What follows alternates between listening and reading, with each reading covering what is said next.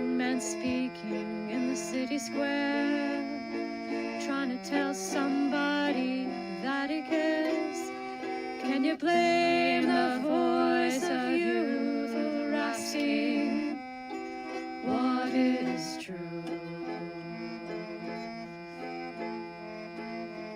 Yeah, the ones that you're calling wild are gonna be the leaders in a little while. When will the lonely voice of youth cry, what is true? This our world's waking to a newborn babe, and I solemnly swear it'll be their way. You better help that voice of youth find what is true. And the lonely voice of youth cries, what is true?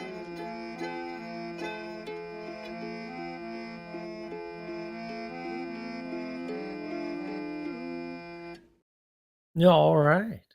Welcome, everybody. I hope everybody had a wonderful week. I am back. We are here communing, which is our topic.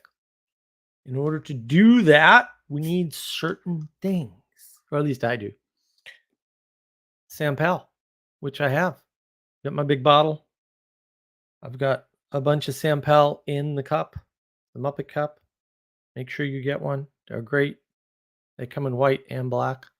Good stuff. You don't have to drink Sampel in it. You can drink anything in a Muppet cup.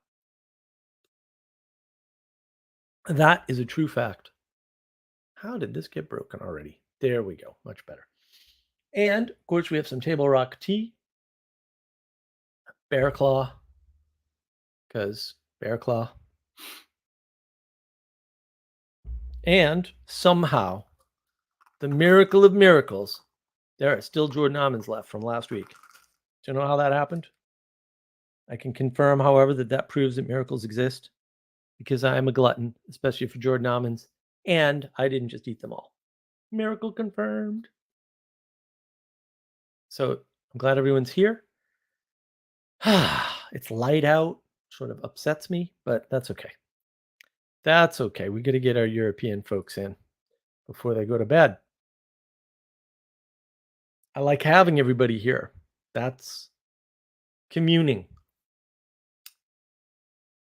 It's how to have things in common. We're here doing the communing online. Granted, not the best. Better than nothing. But that's what we are doing. Poorly. And this is how we do proper distributed cognition. And one of the things we don't realize about communing is you can have it your way, or you can have it in common. Trade-offs, indeed. Obviously, if you're here, you're having it my way primarily, because I'm the one running the stream, facilitating all of this communing. Now, when I've participated in online communities, that is a manifestation of communing with other people. But it always has to be more than merely having things in common, right? That's not enough. Like, oh, we all like cars. That's not enough. But we have to gather around those things to nurture and cultivate them and participate in that with each other. That's sort of proper communing. It's not just having one thing in common or two things in common or 10 things in common. This goes back to John Vervaeke, you can define things by what they have in common. They have an infinite number of things in common and not in common. Not helpful. And that also means that you can't just gin up a community by saying, oh, you all love cars. That doesn't work. Or even, oh, you all love Mustangs. Who doesn't love Mustangs?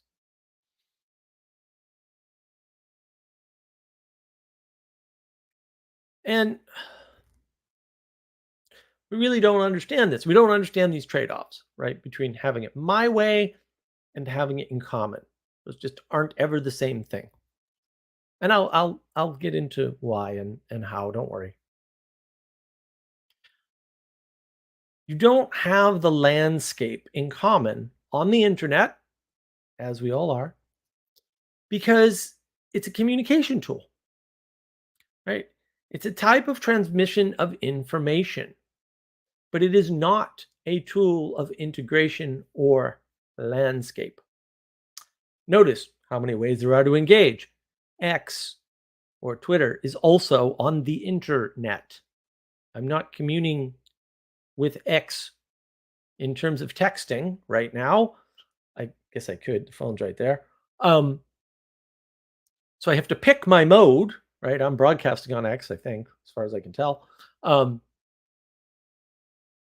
not on Facebook. I'm not on Facebook and X and Instagram and Discord and YouTube and Rumble, right? Like, no,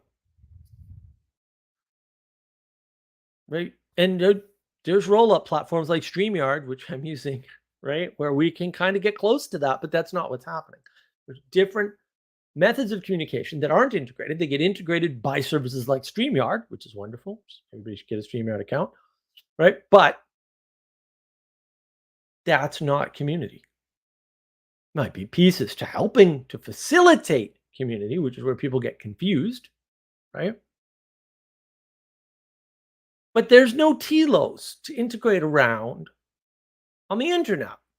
There's lots of potential goals, aims that you can have in common. Sure. All the same ones you can have without the internet, by the way. The internet just magnifies or leverages it, right? Technology is a lever. That's what Jonathan Peugeot says. He's completely right about that. I don't know why he's way smarter about that than any of the technologists, but he is.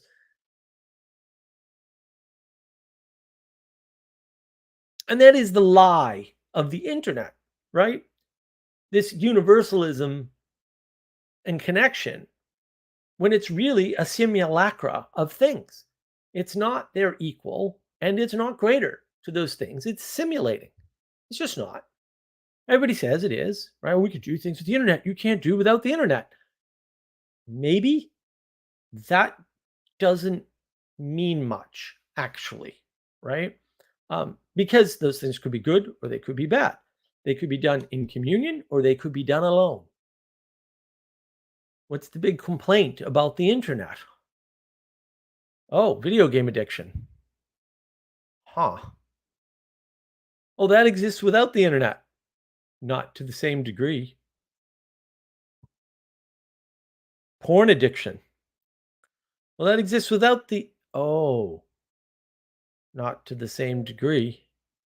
When it's monthly periodical magazines, not quite so much of it available to you.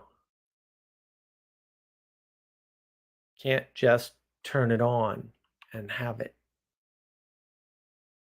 Can't just turn it on and have hours of it on end. Unbelievable the amount of stuff on the internet of any type, just not just porn. Like you can read about conspiracy theories. You can you have conversations about conspiracy theories. You can learn about local areas from local forums, and so you get gardening, do video production. There's just thousands and thousands and thousands of hours of content on everything you can imagine. Everything's spreading out. The flood is here.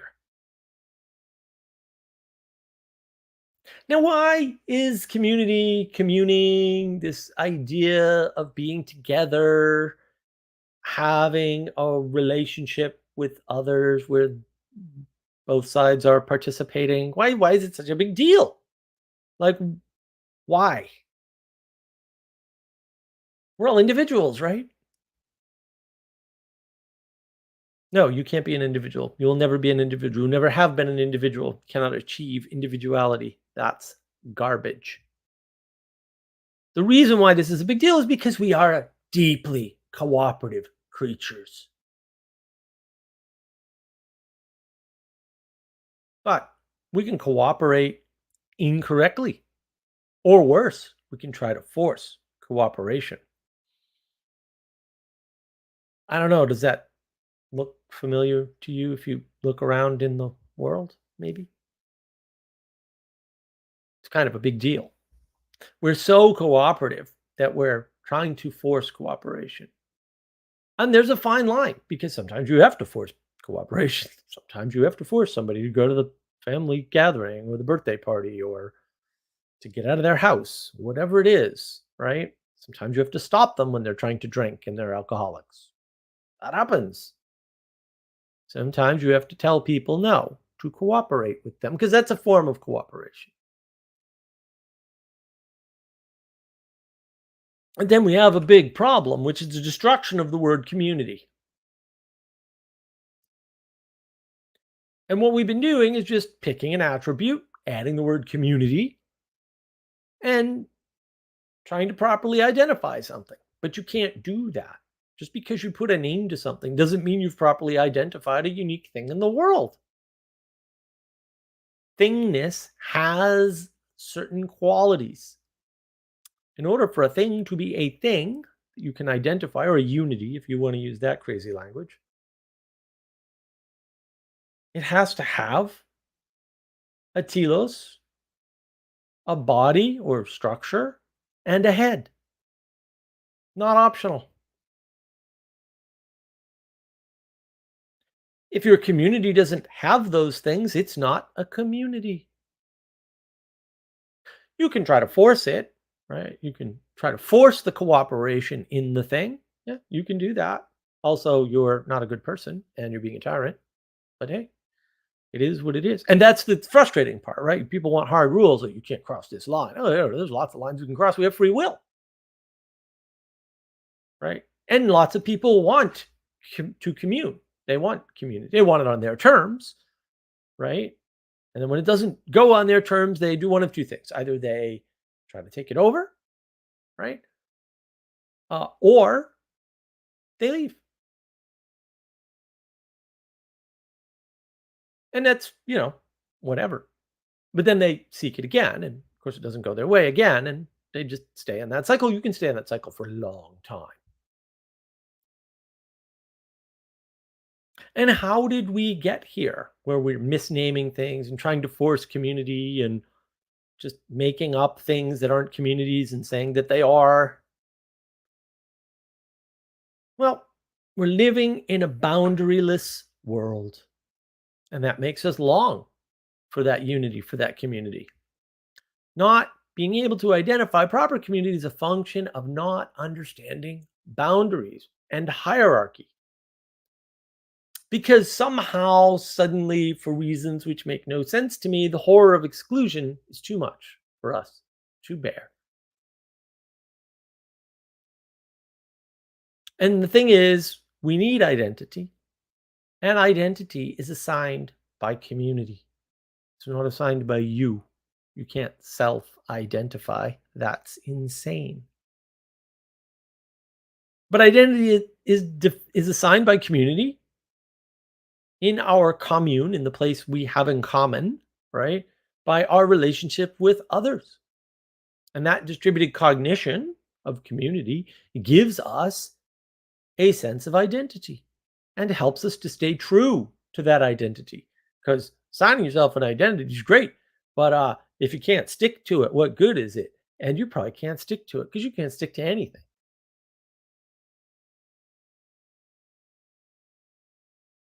You need help. You need other people. You need to commune.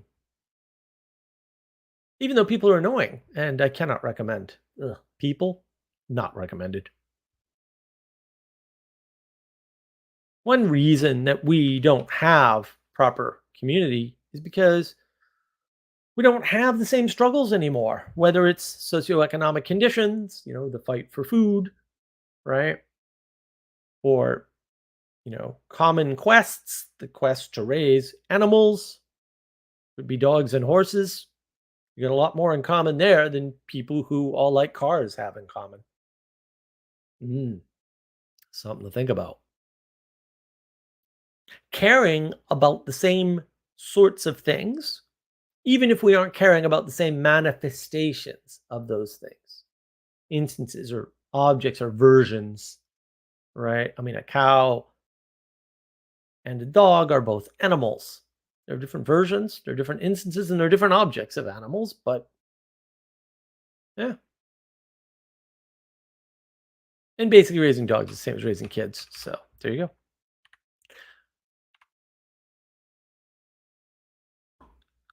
Appeals to democracy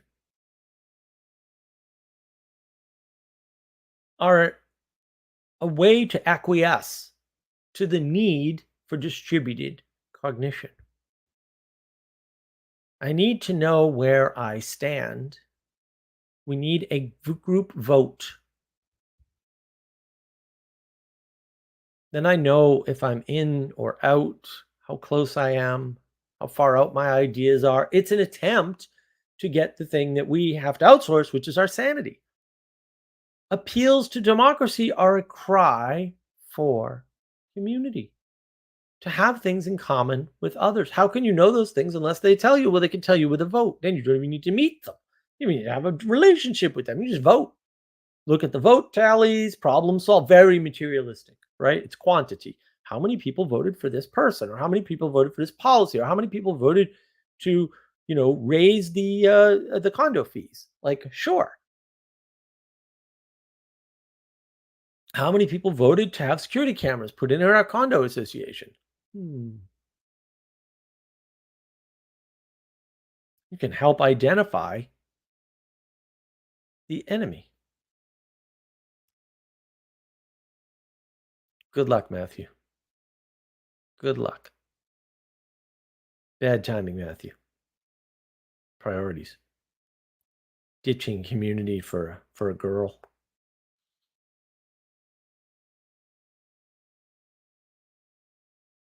Look, you can see the world in terms of signals, right? You want people to know what you have in common with them. You can tell them how you vote. You can show them the vote. That'll give them some idea.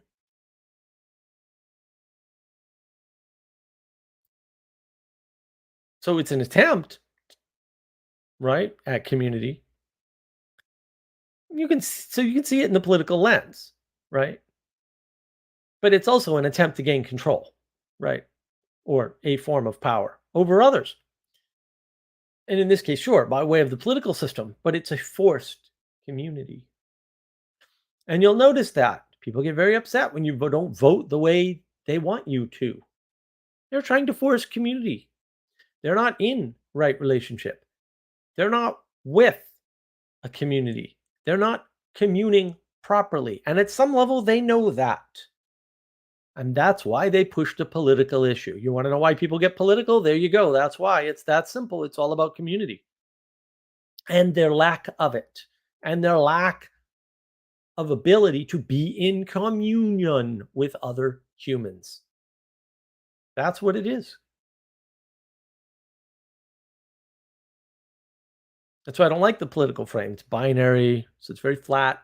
Binary flames are flat. They only have two things. It's not good. It's very oppositional because it's A or B. There's no middle ground. There's no looking up. There's no abstraction to find common space above, right? It destroys community. Binary frames destroy community. They destroy the ability to commune. They destroy communing as a concept. All destroyed.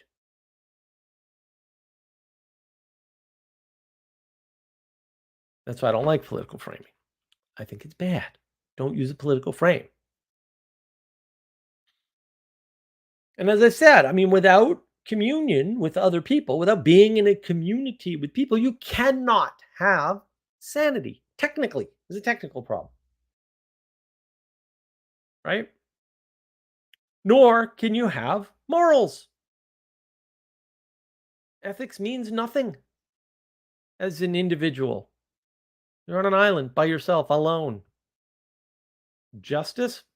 Don't need it. When you're trying not to commune or rejecting communion out of perfection or out of wanting it your way, even if it's imperfect, but it's your way, or whatever, that means everything, including all the knowledge, must be within you because there's no other place to put it. There's no distributed cognition to offload things to outsource, to learn from. You don't learn from within, you learn from outside of yourself. You need community to do that. You need to commune to do that. And the thing is, it's really all about connection, right? Communio from the Latin, fellowship, mutual participation. Ooh, that's a nice trick. A sharing. It's also from munia, duty, functions, office.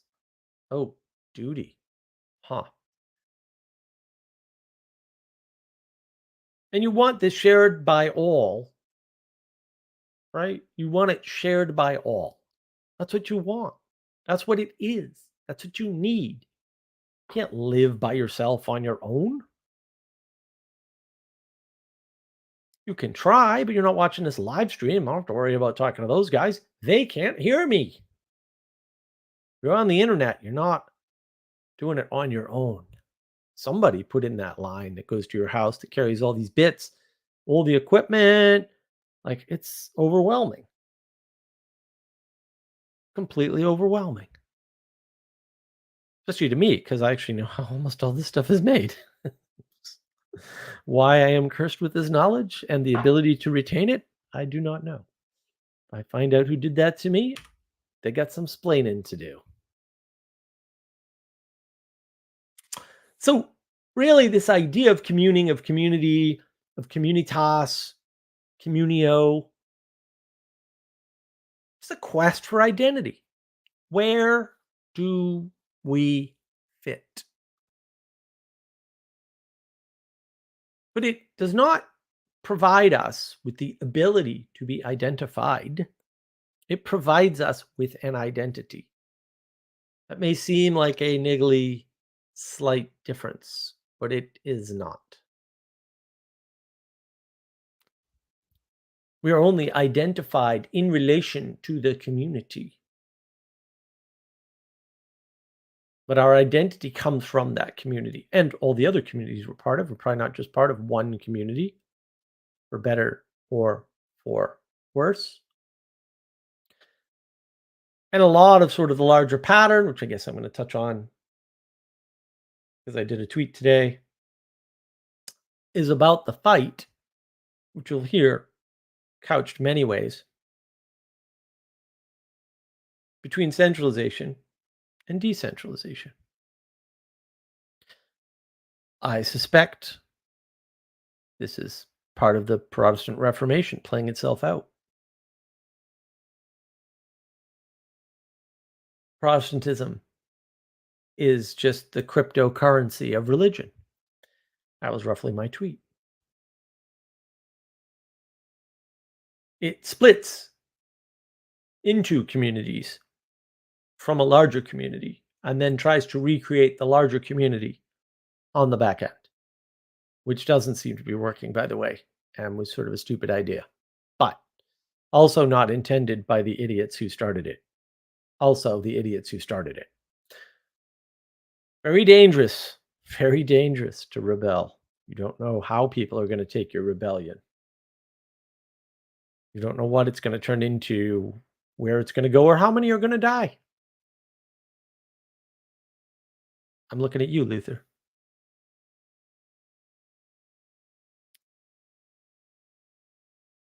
Community provides us a way to identify ourselves. And just one identity that a bunch of other people can use to relate to us. That's very constraining. Nobody likes that.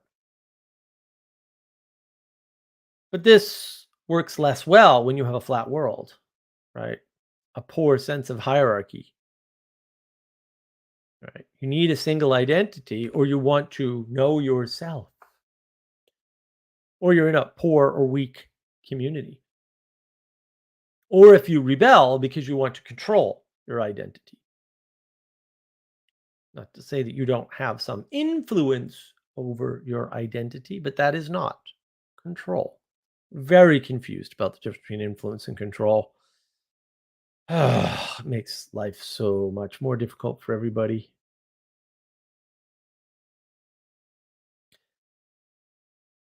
And the only control over your identity that you have is figuring out where you can be the strongest in helping others, not in acting out your own desires, in mutually participating in relationship with others. That's the control you have over your identity. You can strengthen it or you can weaken it. But since it is more than just you have to submit to it in some sense.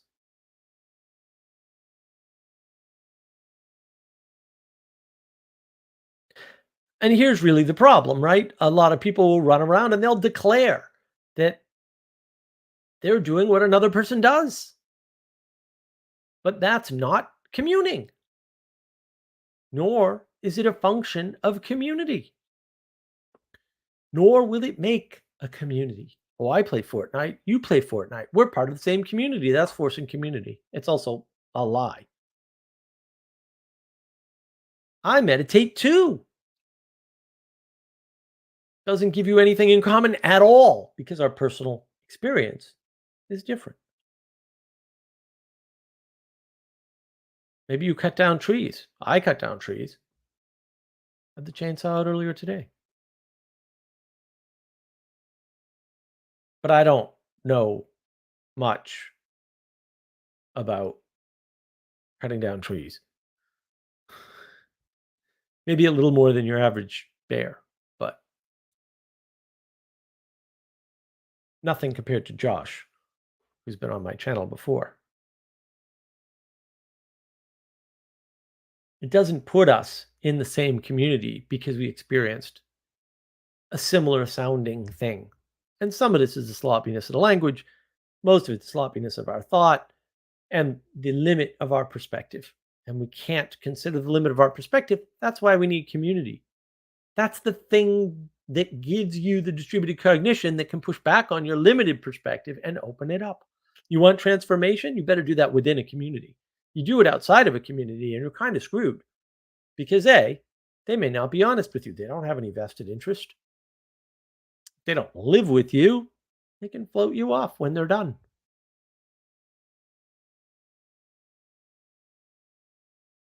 Can you trust them? I don't know.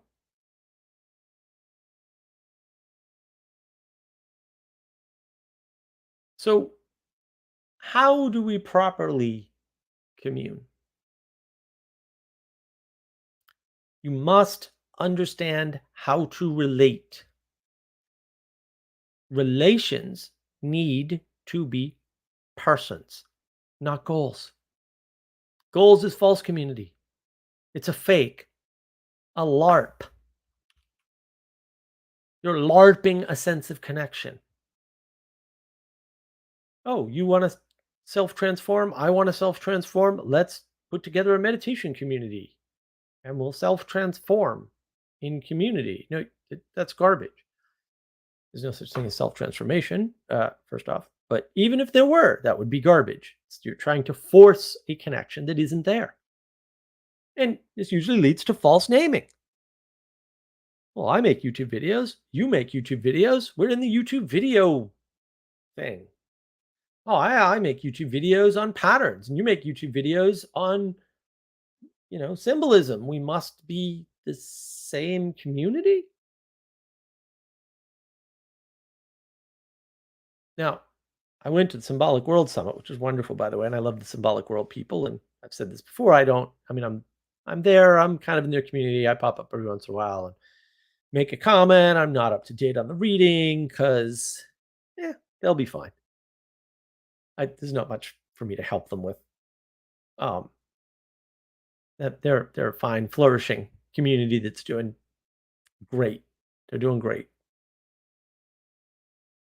Not saying I couldn't contribute and maybe improve things, but maybe not, right? So, a lot of ortho people, which is fine. That's great. Wonderful. Tarpon Springs was wonderful.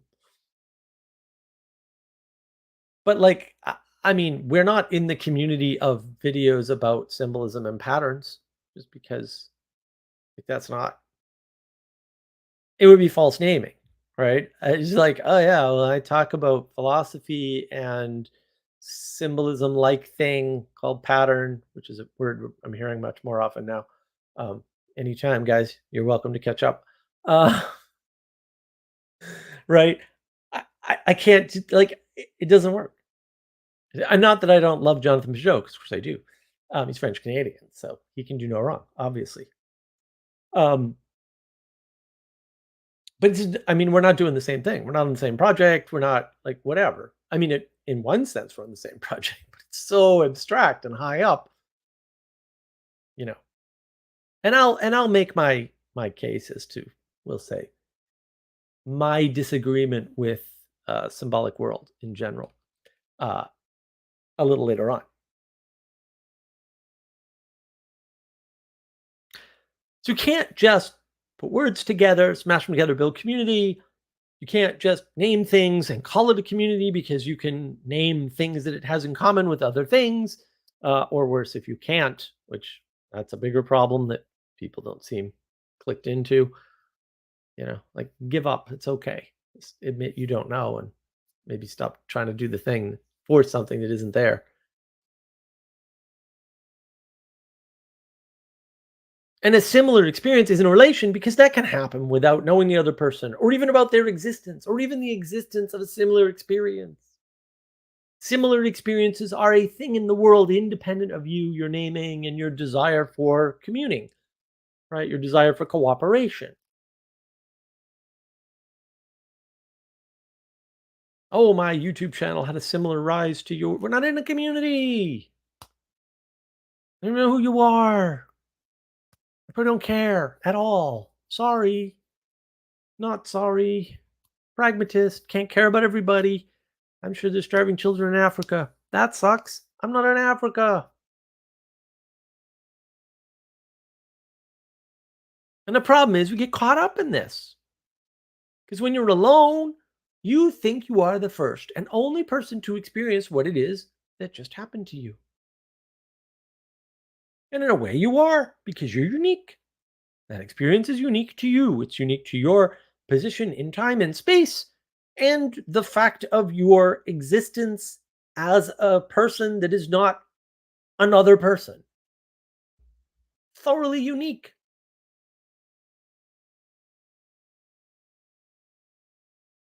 But lack of communing with others, lack of community itself, makes you lonely, apart, distant, and eventually nihilistic.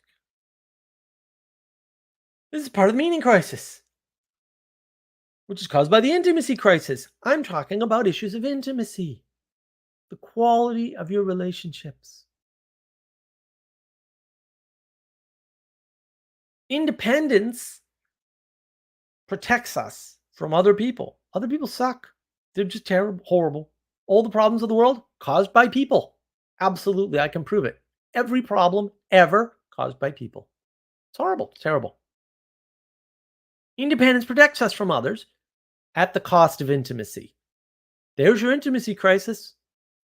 That's the problem with community. That's why we're trying to create bogus communities and name things that aren't real and just come up with crazy ways of forcing people into cooperation with us. Oh, bro, you got to buy some Bitcoin, man. You gotta. It's not fiat currency. It's the most fiat thing in the world. It's actually more fiat than anything you can imagine. For real. Unicorn dollars wouldn't be more fiat than Bitcoin. I'm not saying don't buy Bitcoin. I'm just saying you don't understand the words you're using and you're trying to force a community. a community of people that cooperates. Trade is a form of cooperation, right? With this particular uh, demarcation of value instead of the dollar. Fair. You want community? Trade apples for eggs. That's proper communion. You want to commune with people? Trade your stuff for their stuff in person. Barter sucks. Made way more efficient by currency. All currencies are fiat because they're not barter by definition. That's what the purpose of a currency is. I know I'm straying into my other videos now. But this is all wrapped up in community. How we trade says a lot about what we think about community.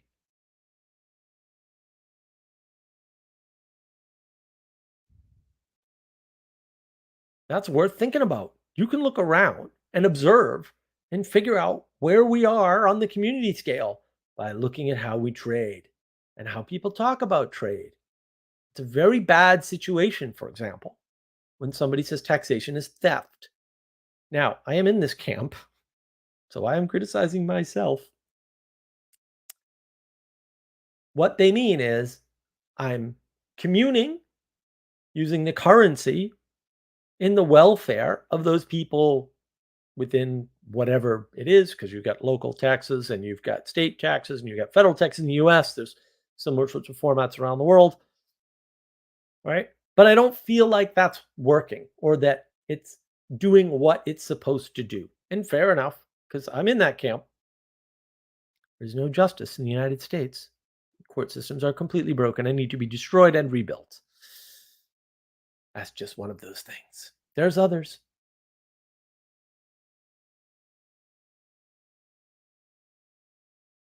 And that's the problem with this lack of communing.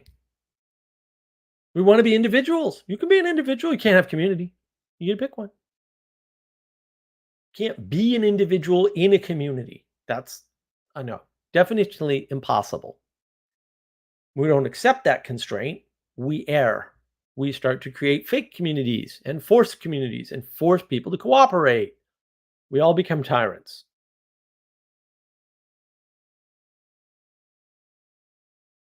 And there's a problem on the other side. When we're all equal, we cannot commune. First of all, there's no reason to, because we're all equal. Like, what? There's no difference between me and you. There's nothing and no one to commune around. Because if we're all equal, there's no other people. What difference is there between me and you if we're equal? None, by definition. We're just misusing words. Got to be careful about, oh, well, sure, like what I mean is, no, you don't know what you mean. I guarantee you that you cannot be meaning anything. That's kind of the point of the meaning crisis. We're using words and we cannot be meaning things when we use those words. That's a better short form definition of meaning crisis, at least better than the one my AI came up with earlier today. That's actually part of it. It's the destruction of the language. John Vervaeke calls it equivocation. Fair enough. There's way more to it than that. A lot of just word misuse. Catherine Brodsky has misused words or something, I think. Yeah, misused language. Absolutely. Big problem. That's lack of community, right? You just, well, I don't like your definition. Okay, but mine's in the dictionary and yours is retarded. So, maybe. Right. And that's the thing. Like, I cut off commune with those people immediately. I say, oh, good, but we can't talk, so go away. They get very upset because they want to cooperate. They want to be part of a community, right? Sure, of course they do. Otherwise, they wouldn't get upset. They'd just leave. It's not hard. Observation tells you a lot about people.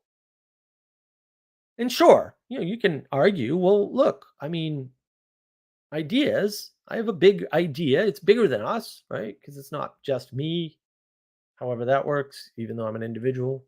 I don't know. But it's your idea. Or is it my idea that's bigger? Huh. See the problem? The problem moved. It didn't solve anything. Just move the problem. Fair enough. You want to move a problem, move a problem. But also you just moved the problem. You didn't solve it. You didn't fix it. It's not gone. Just manifesting in a different way.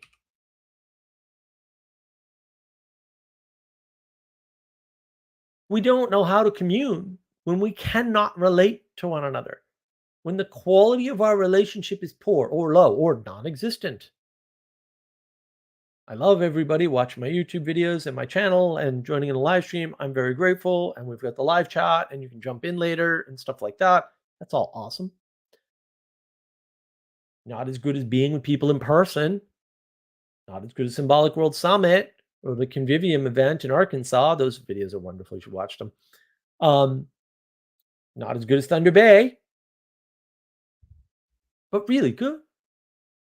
Best I can manage. If I travel too much, I'll collapse.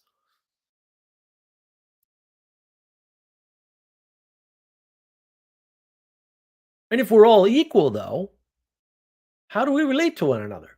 We all relate to one another the same? What does that mean? Do I relate to my wife the same way I relate to my mother or my sister? That's getting scary. Also, the world is scary.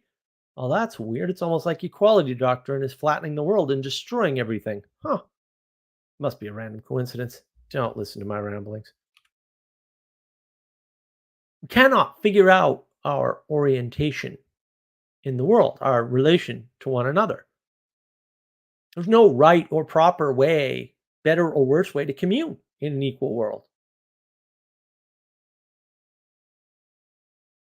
If you don't know where someone else is or where you are, I should say, and where you are, then you don't know how to orient properly. You also need to know where both of you are in the landscape. You need all of that information to orient properly, to have a quality relationship with another person. It's a lot of information. Instead, you're paying attention to what they're wearing, or how they speak, or where they came from, or how they voted, or all these other fake community things that have nothing whatsoever to do with communing.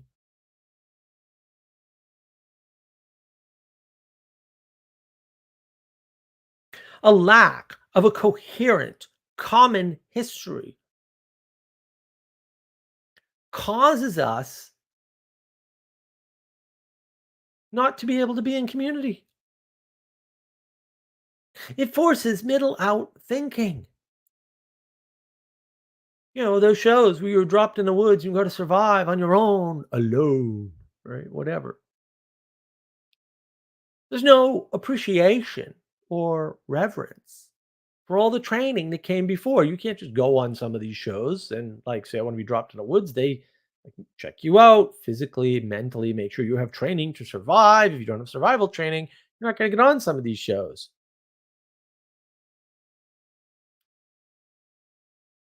They're trying to show you a picture of individualism that's false. And you're trying to act that out and destroying community and then trying to rebuild community in a lesser form because you can't manage to build a community. Come on.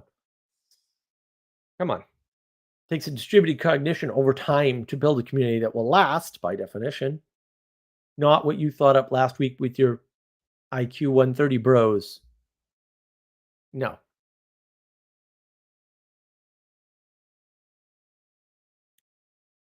And plus, the language. You weren't there when things were set up. The language, the acronyms, the abbreviations don't work for you. Middle out. If you didn't grow up in some sense or mature within that environment, I mean, I could hit you with acronyms from probably 6 different industries that you don't know. Some of them will be the same. You won't know which references I'm using. If you were in those industries and you hadn't been in them before, you wouldn't understand any of that. You know the difference between IDC 9 and 10? I don't know. How about 4-bit TLAs? Excellent concept.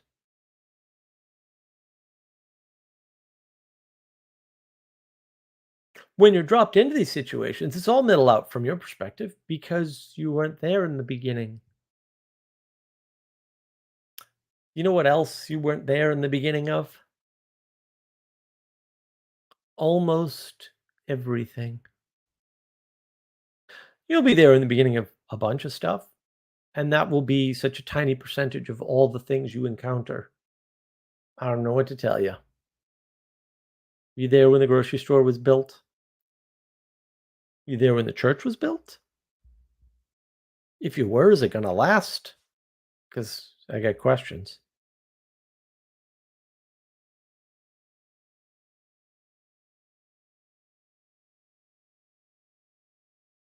That's the middle out thinking. We don't have a shared history. Maybe a what's that term? Universal history. Thank you, Jonathan Peugeot and Richard Rowland. Wonderful work. Love the video today that came out. It's great. Tower Babel. Gotta listen to it again, actually, because boy, there was a lot there. Continuation of Symbolic World Summit talk, even, which was great. Overstimulation means we cannot connect because we aren't able to pay close enough, deep enough attention to one thing anymore. The world is attention, as Jonathan Peugeot says. This thing steals it. If you let it, mine's off. That destroys our ability to even look back, to contemplate. We don't have any time. Go outside, contemplate. Oh, there's another notification from the phone. That sort of destroys the space. I have a live stream on space that you need to contemplate, reflect, and ruminate. I have a video on that too.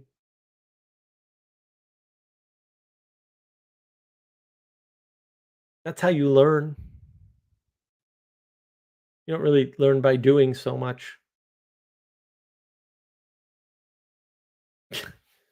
As Sanjura pointed out, Sanjura and I are in the same community, the Samsung S23 Ultra community. That's correct. We're pretty much the same person. We're equal. We have the same phone.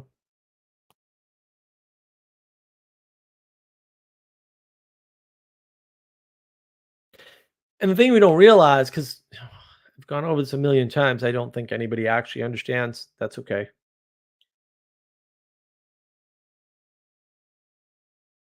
Once you know the details of a person, you realize that communion with them is impossible because we're too different. John Bravicki, some great work. I don't think he realizes what he's saying sometimes. We have an infinite number of things in common and in difference. Infinite. Might be an exaggeration, probably not, though. That's what he says. I don't think he's wrong. He's not the only one that says it. Conversation makes all of this worse. You find out more and more and more about a person, and maybe you'll find out you have more in common than you thought. That's easy to do. But you'll also find out you have more differences. Some people actually like broccoli. Sociopaths. Those are little trees. Trees are good. Don't eat trees. Don't eat simulacra of trees. There's too many details to track. And which ones are relevant? This is back to relevance realization. And that may seem like a relevance realization problem, but it was solved for you, at least with respect to communion and communing. We know how to build community. We know how to be in community. We know how to be together. We know how to participate with one another. We are just rejecting it in favor of an I know better attitude, a rebellion. At least some of us are. Some of us are not. And no, you do not know better. You're a Muppet. I'm a Muppet. We're all Muppets.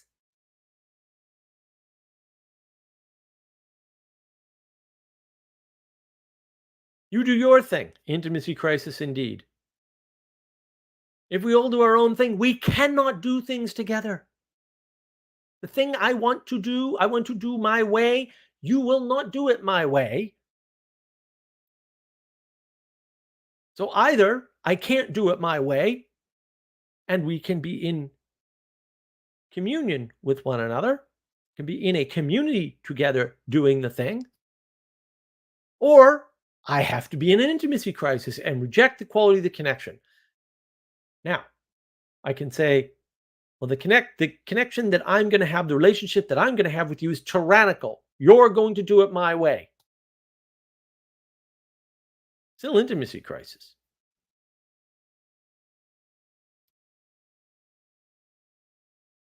If we all do our own things, we cannot do it together.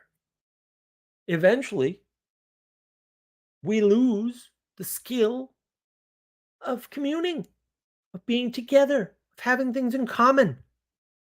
Because we're busy yapping up a storm and telling our story.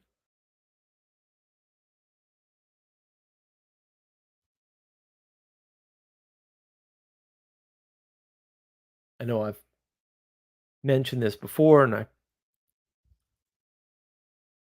have it here somewhere, but I did there was a Q&A years ago with Jonathan Peugeot.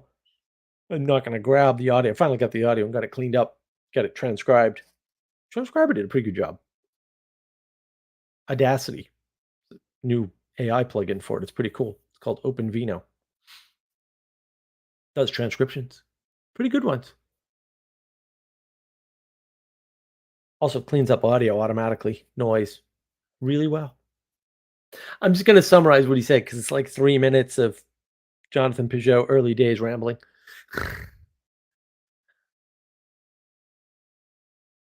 But it was about practices, right? John Vervaeke server, right? Discord server, Discord Q&A. About practices, he was asked, well, what do you think of practices? Well, I don't like practices because they lead you to kind of off and do your own thing and you kind of going in circles at some point. And the thing about going to church is you have to do that, whether you sometimes want to or not, right? To some extent. And when you're there with people that you'd rather not be with in that moment, or maybe ever. But like, that's what you do. And I remember when he said that, I was basically blown away. I was like, well, that sounds like the problem of today. We don't know how to cooperate with people that we don't like. We don't know how to cooperate in things that we don't like to do. I don't like to direct traffic, but if a friend needs help backing up his trailer into traffic, then I do the thing I don't like. It's not that hard, really. That's part of communing. It's part of community. These are the sorts of things you do for your community, for the people in your community. And if you try to force it with practices or, oh, we all meditate together or whatever, and I'm actually a fan of meditation, so self-criticism here to some extent, um, then it doesn't work. And it seems to work, but we're chasing our tails. We're running in circles. It's the Ouroboros all over again. The snake eating its tail. And part of the problem is that we don't recognize that leaderlessness is selfishness. You don't want to make the sacrifices required to be a leader or to do the work of a leader or to be responsible for more than yourself. That's just you being selfish. Now, the thing is, not everybody can be a leader. In fact, most people can't be a leader. But when you don't have a leader to follow and you don't say, you know what, that leader's a sucky person and he's going to screw it up and he's not going to do it the way I want, that's for sure, even though my way is definitely better. And maybe it actually is. But if you're not willing to drop all that perfection,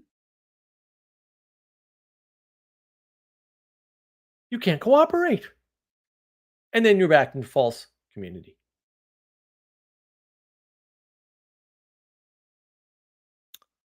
Without leaders, it's harder to commune because no one is responsible for holding that relationship together, for maintaining the qualities of the relationships within the group, for maintaining a march towards the common aim. Leaders are swappable in most cases. When leaders aren't swappable, you are probably on a bad mission. Or you could have gotten a bad break and not been able to get a sufficient leader. That can happen.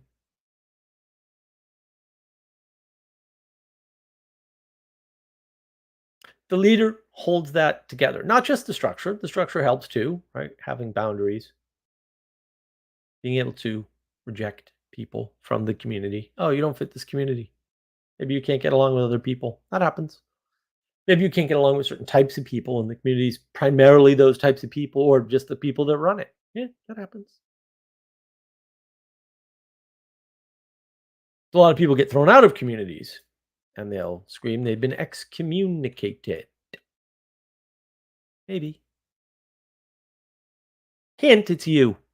Just, it's you. You got to change. Sorry. Just how it is for the betterment of the community. It's the selfless thing to do. Community requires and forms communication. Languages spring up in communities that are unique to them. We call them jargon sometimes, and sometimes they are jargon. Sometimes they're not. Sometimes you need a depth to the language that's required to aim high at a common good. Nothing wrong with that necessarily. Maybe it's overcomplicated jargon. That could be. That happens too. But maybe it's not. And one reason you need deep communication is that you do not know when you are conforming to the good. Identity is what helps you orient that way. Distributed cognition.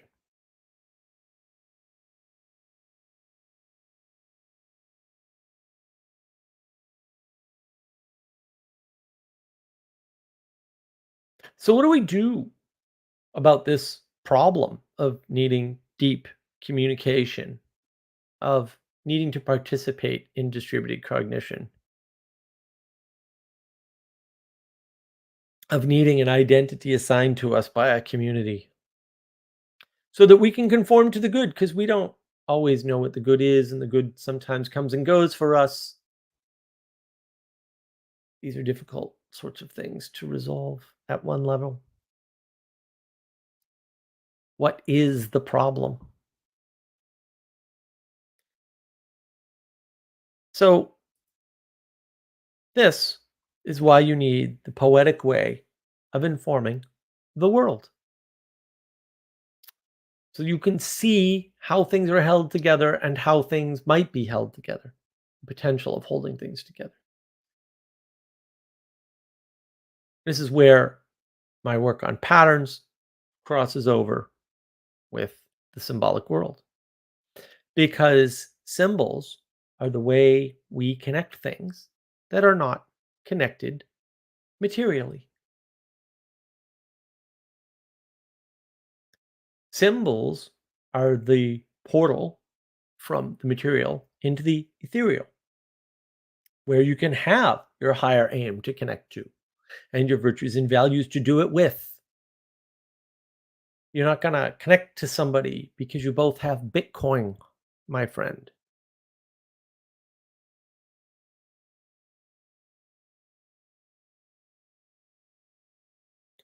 This idea, see the knowledge engine model video, which only has one small flaw in it that I won't be able to correct anytime soon. For more information on poetic informing of the world.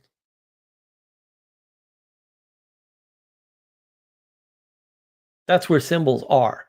People who don't understand symbolism or don't get metaphor or can't understand analogies or basically can't engage with why read a wisdom text like the Bible or the Bhagavad Gita.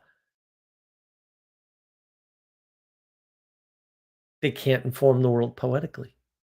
They can't engage in symbolism. They're broken.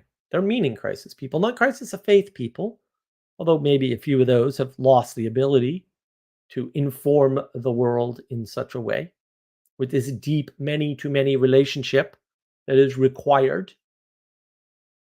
It's also the way you commune, right?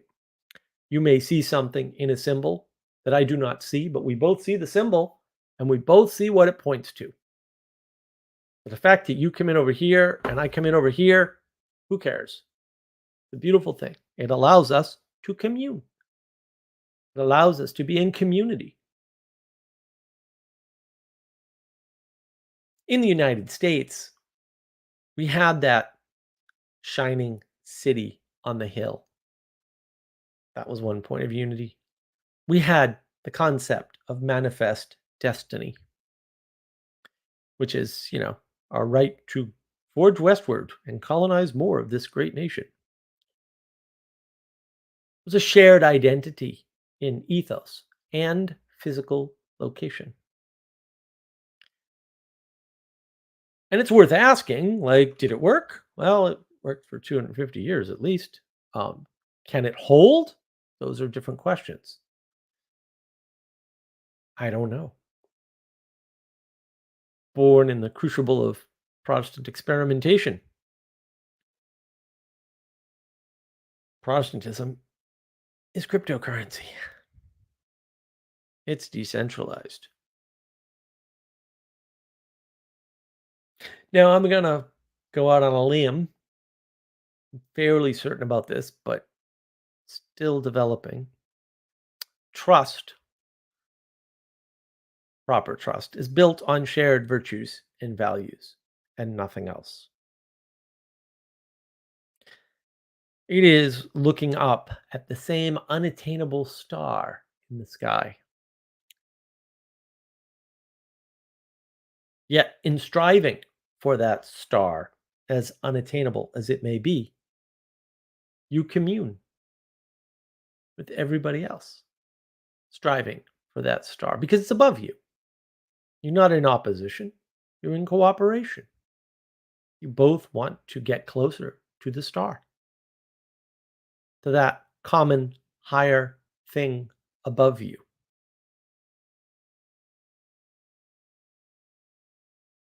And the thing is that people don't realize you commune in silence, not in speech. I talked about space in another live stream. You don't commune in conversation.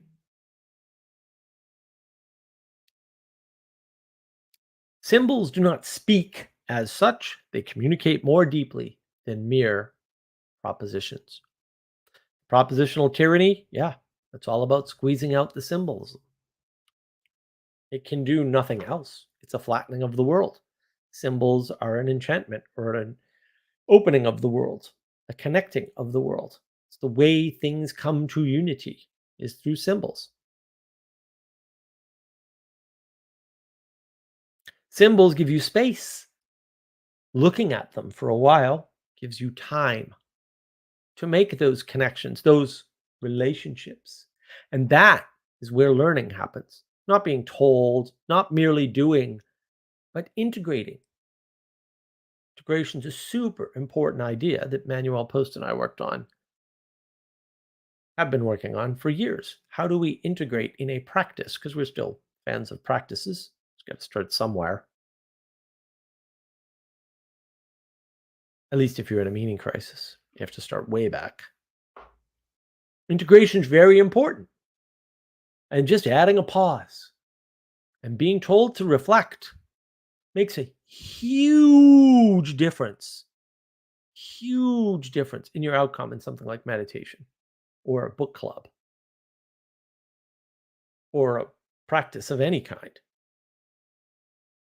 Can confirm.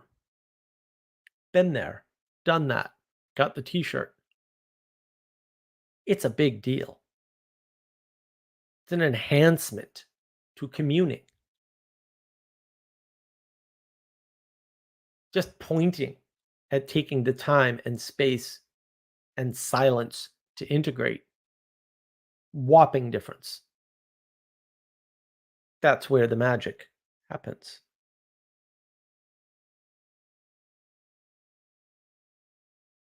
I think the thing that we don't really take into account is that it's hard to commune perfectly, and it's hard to commune around perfection. It's hard to commune when your standard is different, which it must be in a flat world when you look across or outward from you.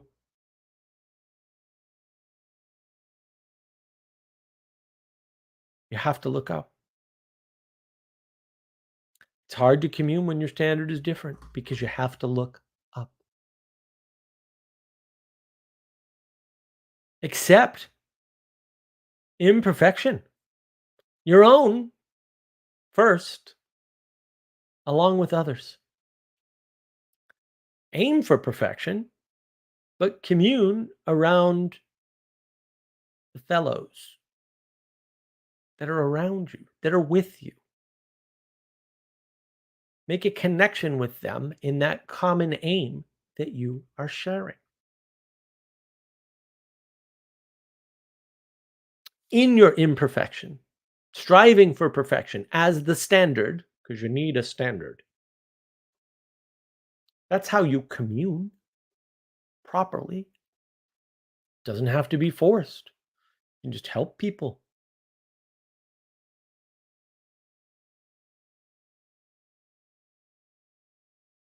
The thing we don't realize, you cannot make people do things, but you can do things in the common space together.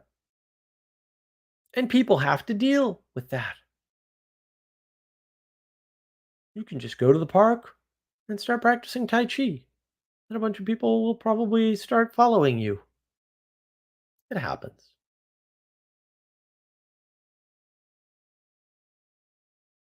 And we sabotage ourselves because we can sort of cast communing with others as participating in someone else's dream and not your own. Or you can embrace making a dream happen at all. That would be better.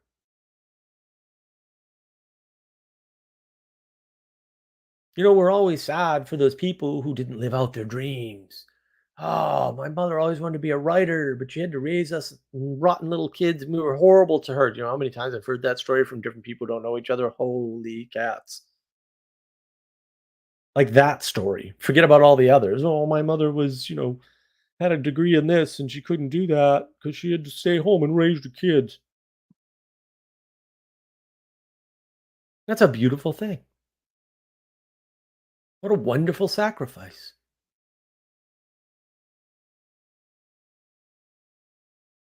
And it's funny too, because usually when people tell that story, there's a certain point where your mother actually could go out and do that and didn't. Interesting. Maybe she already did something far more fulfilling. Or maybe she was never going to do that thing. Who knows? When we're young, we often have big dreams. I know I did. And yeah, they don't all work out. In fact, almost none of them ever work out. You're still not Elon Musk. Bummer.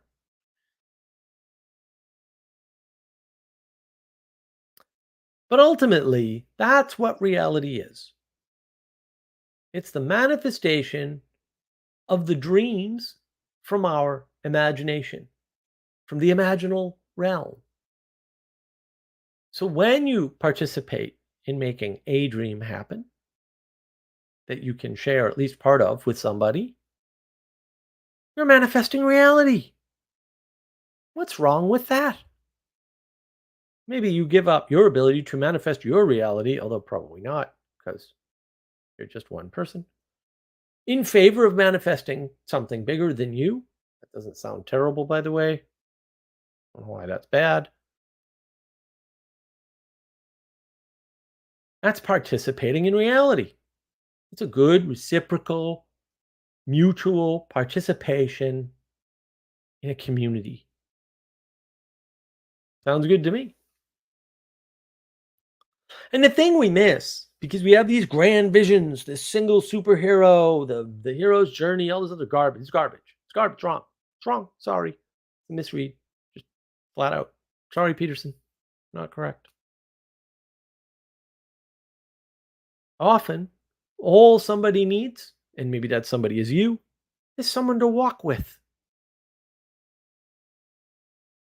walk beside you, even if they don't help or do anything or touch you or listen to you or say anything. And this works, and we don't know why or how. It's bizarre.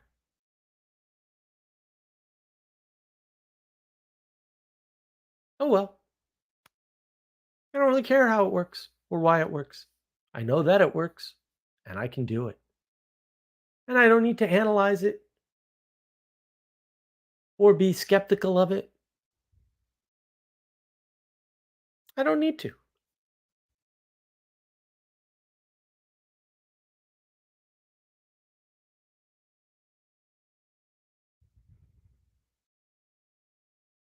You can just walk with somebody.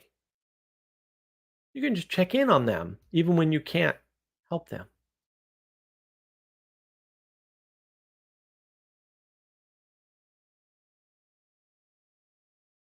And there's other modes of cooperation, right?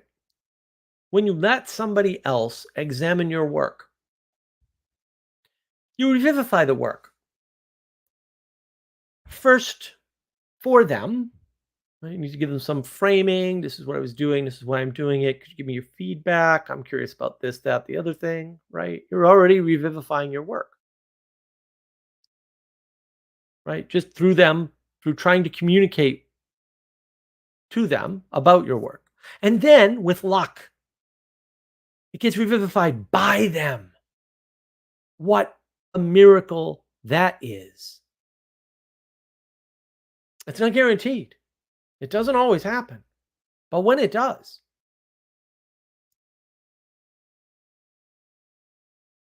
so the Poor Robins did a concert at the Symbolic World Summit, and I did talk to Neil deGrasse afterwards, and I said, you know, guitar playing was great.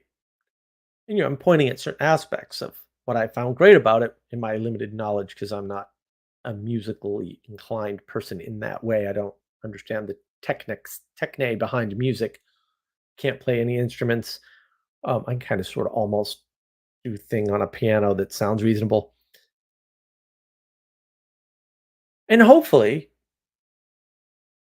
I gave him something to focus on that maybe he hadn't thought of or appreciated in his playing in a while. When you read somebody's article or chapter of a book, hopefully you ask them a question that forces them to think about the thing that wrote a little bit differently, changes their attention, gives them a better perspective that can enhance their work. That's revivification. When it happens, it's a miracle. It probably doesn't happen very often, or maybe it happens so often that we don't count it a miracle, even though it is.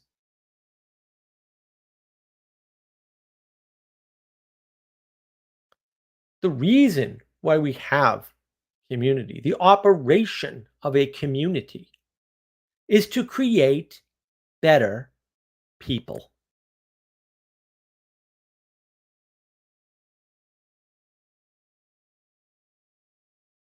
The goal of community is to turn people towards something higher and allow them to participate in whatever way they can, however limited that may be, to this higher thing. And maybe it's less efficient to have them do that way, or at least it may seem that way. But it's more efficient to have more better people. It's got to change your idea of efficiency. I'll go into that. I got video planned on efficiency and the lie of efficiency. Don't worry.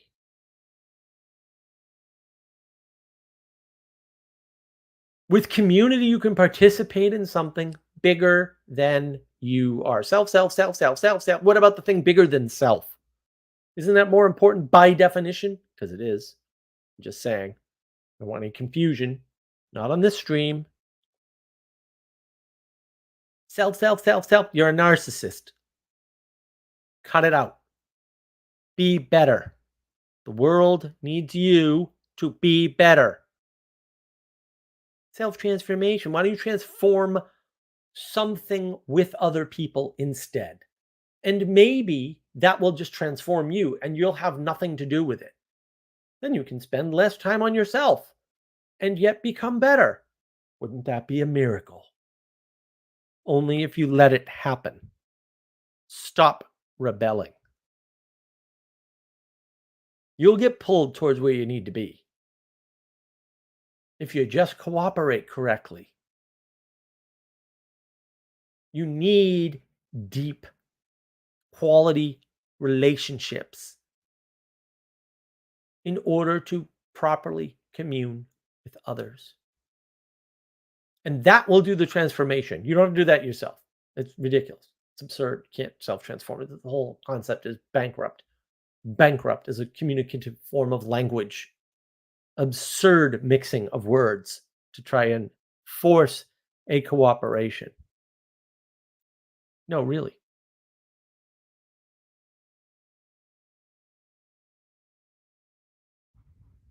All right. That, my friends, is that. I'm going to go through these comments correctly this time and see where we're at. Matthew Parlato is going on a date. We wish him luck. And then we say he's improperly communing. Community first, man. Casey, you talking to me? You trying to commune with me? Huh? You talking to me? Great movie. There's no one else here. Yeah. There we go. John will commune with you. Don't worry. And Casey has the right response. Okay, I'll put my head at the screen and we'll commune together. Yes. Yes, Taxi Driver. Such a good movie. Indeed. Oh, also Meaning Crisis. Like, it's been there all along, guys. You missed the Meaning Crisis. It's been in the media for a long, long time. Also, good movie about a man with no community that tries to go off in his own direction. Well, and he's insane. Why? Because you outsource your sanity and had no one to outsource it to. It didn't quite work out for Travis Bickle. Right. It did not. Oh yeah, here's Sandra. All right, we both have the same phone. We're in the Samsung Galaxy S23 Ultra community. It's fantastic. So glad to have you there. I feel so close to you now. Our distributed cognition is lit. I like that. Casey, how dare you, Mike? I think that was in response to broccoli. You're not one of those heathen broccoli eaters, are you? God. To rethink my relationship with Casey. Ixanon, probably not infinite differences, but uncountable or unquantifiable. Yeah, effectively infinite, right?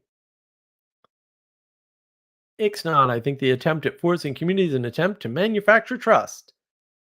It's an attempt to cooperate, right? But yeah, it's also an attempt to manufacture trust. The question is, why don't you have trust? What is lost in your capabilities that you cannot generate trust anymore? That's a good question. Yeah, I'll have to do a trust video at some point. Ugh, I have so many videos to do, although I've been feeling better. So maybe I can bang out 4 videos a week again like I used to be able to. Not release 4, just record 4. John, my good friend, is Joe Biden swappable though? While Trump isn't? No, they're leaders. Leaders are swappable.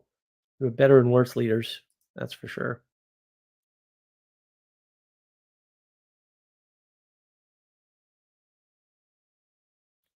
What about Gilgamesh and Friend? Well, John, did you read the Epic of Gilgamesh, sir? Interesting thing. Boy, I should do a whole stream on movies and symbolism, and we can go through Dune again, things like that. The Epic of Gilgamesh, like, sure, Gilgamesh is this super strong person, no one cares. He's, whatever, leads the city king. Nothing happens until he has to go out on an adventure, right? And then what does he do? He meets his equal. There's 2 heroes in that story. Dun dun dun. The hero's journey is a load of bullshit. It's a compression of something that isn't going on. It is again the statement, I think I went over this last week, in fact, right? The statement that the great man is always there. It's not you, by the way. You're not the great man. Don't worry about it. It's cool. Um, but you need the occasion to come together. Look at petersonsphere.com, right? That talks about Peterson and the great man sort of situation. You need the situation there for the great man to step into and people to help him. Sometimes other great men like Jason and the Argonauts, right? Like you need all that. There's no single hero's journey. That's gobbledygook. That's garbage. That's not anywhere. Doesn't exist.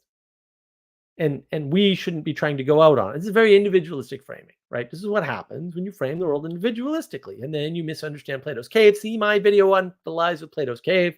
It's really, really good, right? You just misunderstand the stories and what people are saying, and therefore you don't understand their points. And then the next thing you know, you're a communist because that will happen for real. I'm not being hyperbolic at all.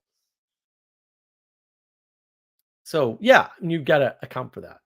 And that people are not accounting for that. Sanjuro, bravo. Oh well, I'm glad you liked it. I do hope it was good. I do try to make these good. I did sort of start out on Saturday with the topic somehow and added to it right up until 3 hours ago. So weird how these things happen. Look, if you would like to join, I will put the link. And I got to take some Sam Pell here so that I can survive. Feel free to jump in and commune with me on StreamYard.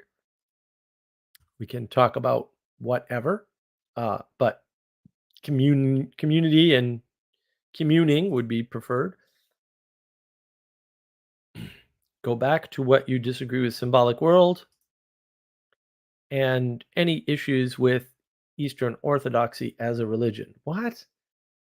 I don't disagree with anything about symbolic world, except symbolism won't save the world if you can't see it. It's great for the people who can engage, who understand it, who have the skill of poetically informing the world and then participating in that way, right? So if you're in the world and you're trying to participate using procedures, you're autistic. That's all. Is there a trend of autism anywhere? Have you seen that anywhere? Anyone? Anyone?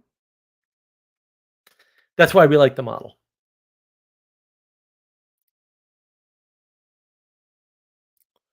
Said some You said earlier there was something with the symbolic world. Well, I did come back to it. I said it really early on, and then I talked about symbolism not saving the world. I thought, did I miss something? Maybe I missed something. Right. It's just the poetic way of knowing and symbolism as such. And if you don't have access to symbolism, you're not going to be able to relate to Jonathan Peugeot's work. And if you can't relate to Jonathan Peugeot's work, then that ain't going to fix your problem. Right. And maybe you can relate to Peterson better.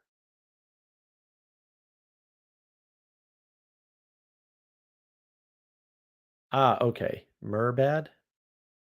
Merbad? Are you a merman? Yeah.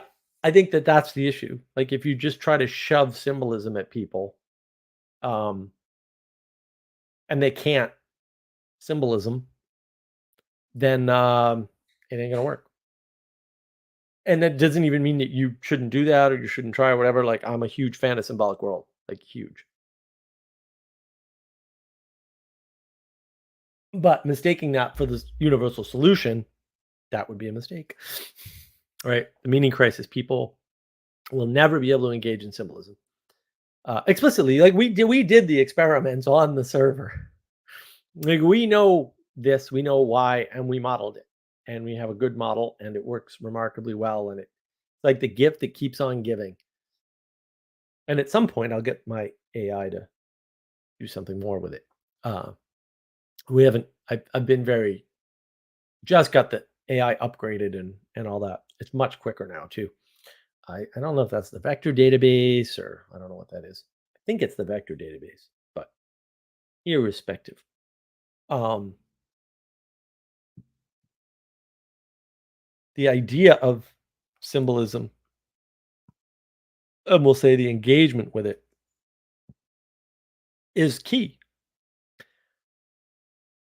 But if you don't have access, it's not going to work. It's not going to do the trick. And that's my reticence. I mean, this is why people say beauty will save the world. I don't know, man. I suggest you go look at the tapes of the Nuremberg rally. I found it quite beautiful indeed. Unfortunately, or the military parades anywhere at any point in time. Very beautiful, very beautiful, and nothing inherently wrong. Led to bad things, though. That's the problem. Beauty lures you in, and it can lure you into all kinds of things, and most of them are not good. And that's same with symbolism, same with conversation, same with all these things. You have to be careful what you get caught up in. And yes, Sandro, horrifically beautiful. Yep. Yep. There is John Vervaeke talks about this, right? The axis between awe and horror, which I think is the right way to talk about it. Beauty can be awesome or horrific. Yes, it can, because it travels along that axis. It's more of a cog sci way of thinking about things, maybe, but it's an interesting way to think about it. I really like that. Vervaeke does some great work. Some really good nuggets in there. How he puts things together, I'll never understand, but clearly does not understand the implication of some of these things. If distributed cognition is true, and it exists through time, which kind of seems inevitable, then tradition is good. And the smartest book in the world is probably the oldest, most published, most read book in the world. Just saying. Implication drawn. Important to know.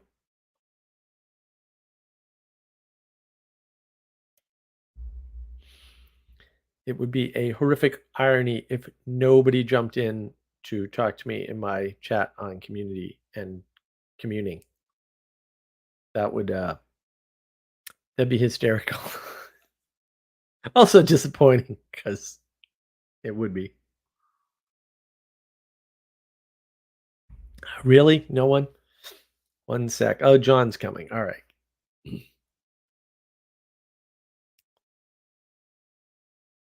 Sandro, no one wants to commune. Ha ha ha. Yes. Well, no, we communed already. We're still communing. You can't uncommune me. I have the same cell phone as you.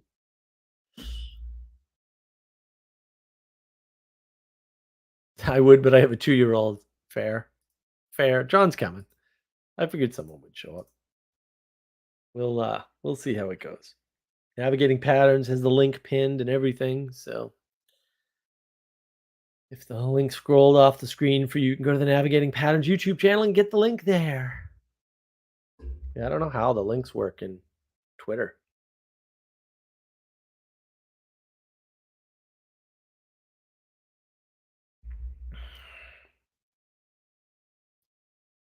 Sally Joe, yay, the kid conundrum. Yeah, the kid conundrum is a conundrum. That's my excuse. Sure, Sally. Sure. Ixnon, unfortunately, I can only commune via text right now. Hey, that's fine. It's some form of communing, right? That's again, that's the puzzling part. Everyone's like, oh, the internet's great for building community. It's like, literally shatters all the good community apart, but also can provide some form of commune for people. Sure. Do some kind of communing. It sure is useful. I mean, it's great utilitarianism. And it's a good way to cooperate. A lot of people, like most of the stuff on the internet is free. It's a way to cooperate with people. Free pirated movies, free porn, free video games to suck up all your time so you don't pay attention to your neighbors. Free money based on numbers that you can literally just type into a computer and get lucky. Yeah, it's great. Just saying.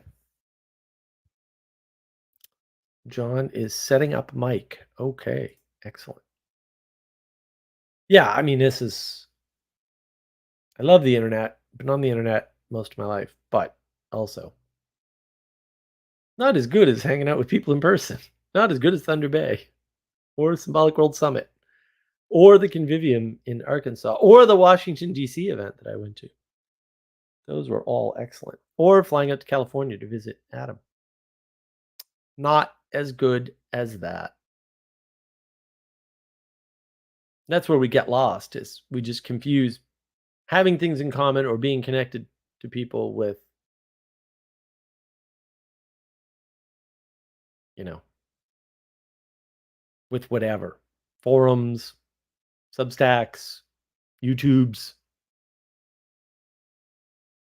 Sandra insists that hanging out with people is awesome. Sometimes. Sometimes. That can be true. Also, people cause all the problems. All of them. Just saying. Sally Joe, the interwebs are confusing. Yes. Well, there's lots of them. There's lots of threads on the interwebs. And they're doing all kinds of things. And maybe that's a problem. Maybe it just spreads everything out.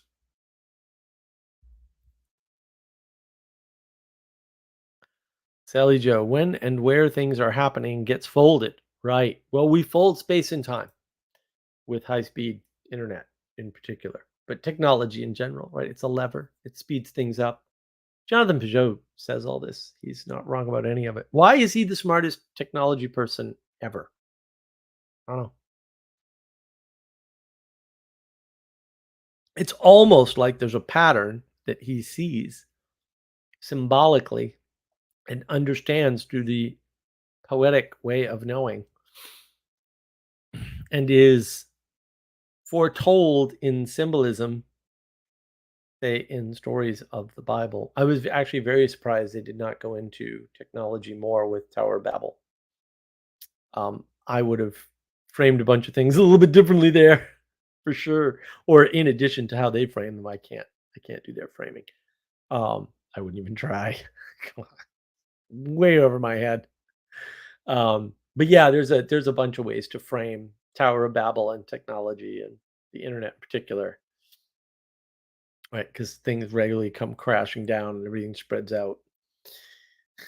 And everyone's speaking different languages because you do, right? You over specialize and then you overgeneralize. And you over specialize, you overgeneralize. That pattern just repeats pretty much endlessly. Uh-oh, here he is. Hey, John. Hey, how are you? Doing all right. How are you doing? Good. Today was long. I am like trying to get on a normal sleep schedule. So I've been like waking up earlier and earlier, and sometimes I don't get the going to bed right thing. So I think today I woke up at like 5, and I'm trying to get on the schedule where I'm waking up at 4 every day. Getting like 2 hours of work done before I go into work, and then going to bed earlier. So I'm actually near my bedtime right now, kind of. But things are going great. I've been improving on a lot of things. So I don't have my vape anymore, which is nice. And I haven't drank since this weekend. So yeah. So that's nice. Well done, man. Yeah, I'm happy. Wake up every day at the same time. Yeah, Don't worry about your bedtime. Worry about your wake up time. That works for most people. If I do that. No, I mean whatever time it is, but 7 days a week. Like if it's 5 a.m., it's 5 a.m., it's 6 a.m., it's 6 a.m., 7 a.m., it's 7 a.m. But wake up at the same time. Your falling asleep time will eventually correct. Okay. Yeah. Well, so exactly. So today was a wake up early day, and my sleep time still wasn't quite calibrated. I was up till like 12, texting girls for no reason. Girls that I don't even live in the same state with, trying to commune. So like, yeah. There it is. That's probably because I've also haven't been I've been playing with the monkey recently, as they say. Because I've been trying to like completely clear my head of all stuff. So yeah. So no, that's I did last night though, and I'm fucked up. So Well, it's hard to detox from anything. Yeah, and I'm trying to do unfortunately. everything. Well, I find like I learned this when I was like crazy a little bit that like it's much easier to keep completely detoxed if you detox everything, because like Yeah. I remember I one time when I was crazy, I was super obsessed about like not sitting. Someone offered me a gumball, and I knew I wasn't supposed to eat it, and I ate it because they were nice. Actually, no, I think it was an apple, which was whatever simple. But after that, I realized this is the first pattern when I ate a gumball, and then my whole day went bad after that. And then later, someone gave me an apple, and I really liked the guy, and so I ate it. But then after that, like my whole like day like cascaded in like 3 different ways. I was like, ah. So yeah. Anyways, there's weird things with that. So yeah. And I did have I'm trying to stop drinking coffee, but I did have coffee today, because I was driving home and I was like falling asleep. I'm not saying any of this stuff is like bad. This is just stuff for my own personal like disciplining, because I can be all over the place. You know what I mean? Really? Really? Really? Yes. Yeah. Yeah. So, anyways, yeah, in every sense of the word. I'm sad that Daniel Dennett passed away. I know people are not going to care. Yeah, I know people don't care, but like, I'm sure plenty of people care. Yeah, well, yeah, okay, but I think it was on top of like, I made a tweet criticizing one of his ideas, and I also got in a fight with my dad today. You know what I mean? And then on top of that, I think it's just like that, like I shouldn't be mean to people. You know what I mean? Like, I don't know. I can be kind of a bastard to my dad sometimes. So that's a funny sentence. Yeah, a lot of people are like that though. You're not alone in that. Yeah. So I gotta like calibrate, because like he does. I don't know what to do, because sometimes, I don't know. Whatever, it's fine. Just yeah. Daniel Dennett was my least. Actually, at the time when I was an atheist, Sam Harris was my least favorite of the new atheists, because I'm like, why is he talking about magic? But yeah. But he, I respect the guy, I guess, even if I think he's confused and probably did a lot of harm. But in a way, I don't think he, as you say, I'm one of those Pageauians that believe that like that kind of this stage of deconstruction is actually important for the faith. I guess I think it's supposed to happen. So I don't hate him for it. If it wasn't for them, I don't think I would have the sort of conviction and religion that I have now, and Christianity that I have now. Getting better. So well, you need contrast to see. So let me catch up on comments here. Sally, you can 2014 Toronto in some fuzzy sweater, wearing professor's classroom, who had no idea he'd be an international citizen. Yeah, but he was trying all along, Sally. He was trying all along. Ixnon, 2 weeks ago, you were talking to John about entropy and said there was entropy, order, and a neutral state. Does that mean entropy is not a universal constant? No. There's 3 universal constants: entropy, order, and neutral state. I don't. Universality is not singularity. Those are different concepts. I know the scientists want them to be the same, which is why they made up the word singularity. It's a total made-up concept that makes no sense. But also, total made-up concept that makes no sense. So. What do you mean? Like, wait, isn't a singularity just like a name for? When people say that, I think of a black hole. Right, it's a collapsing. It's literally a collapsing of all things into one. It's Neoplatonism. It's Neoplatonism for physics. That's all it is. Wait, are you saying black holes aren't real? Black holes are real. Of course, black holes are real. They're not interesting, but they're real. Like, who cares? I mean, you're not going to encounter one. So, like, so what? How do you know? I don't know. No, I mean, you're not going to encounter one. Okay. It's not going to happen. Fair enough. Yeah, right. and I mean, if it does, it'll be over quick, and like the result will be. How do you know? I don't know. I don't know. Black. Yeah. Maybe I'm gonna meet Murph and Matthew McConaughey in there, and we'll I'm kidding. Yeah, it'll be a. But see, that's the problem and the confusion. I mean, this is where they get the Neoplatonism from, is that they're trying to resolve the one and the many conflict which is only a conflict when you don't look up. If you look up, all these conflicts vanish, all the paradoxes are gone, and all the contradictions are over. Yeah. It's like, oh, okay. But there's a great deal of complexity that remains, but it's that complexity that creates all the miracles and all the ways to commune and all the ways to cooperate and all the ways to get better than you are. In a flat world, you can't improve. Yeah. Did I tell you? I don't know if I mentioned this, but there's a video. I'm always talking about Mike 11, who's actually, I'm drawing a picture of Mike 11 right now for reasons that are my own. But he has a video on his channel. I have a picture of you too, by the way. It's coming. But there's he had posted a video on his channel by a person who is an economist who is struggling with working out some problems with the theories in economics or whatever. But it's called Agency at the Bottom, and it's on his channel. And he basically makes the claim that scarcity, which is the same as logical coherence, produces agency. And so, you know what I mean? And so the idea of like that looking up, I don't know. The way I think about it, I'm still absorbing the video, but immediately when I heard about that, it's like, oh, that's the idea of that, like, that if you are addicted to a bunch of things and pulled in a bunch of non-coherent ways, you literally don't have free will or agency. You know what I mean? It's like, oh, wow. And I don't know how to make that sense that it's like, that like if like through Christ that's the only way that you have free will and agency, you know what I mean? But it's like that's so weird to think about and what that means. I'm trying to figure that out.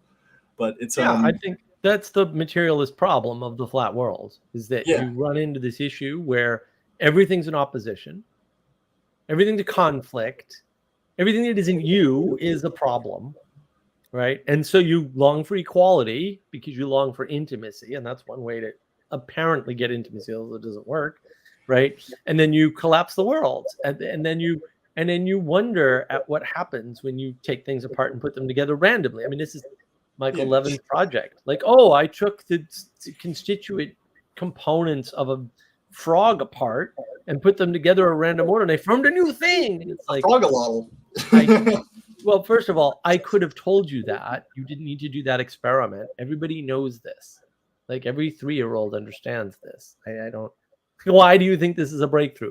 Oh, you didn't know. I think it's basically he's saying that like on a multi-scale level, like my cells are problem solvers. They're intelligent problem solvers that are goal directed. It's scaled all the way up like that. That's crazy to me.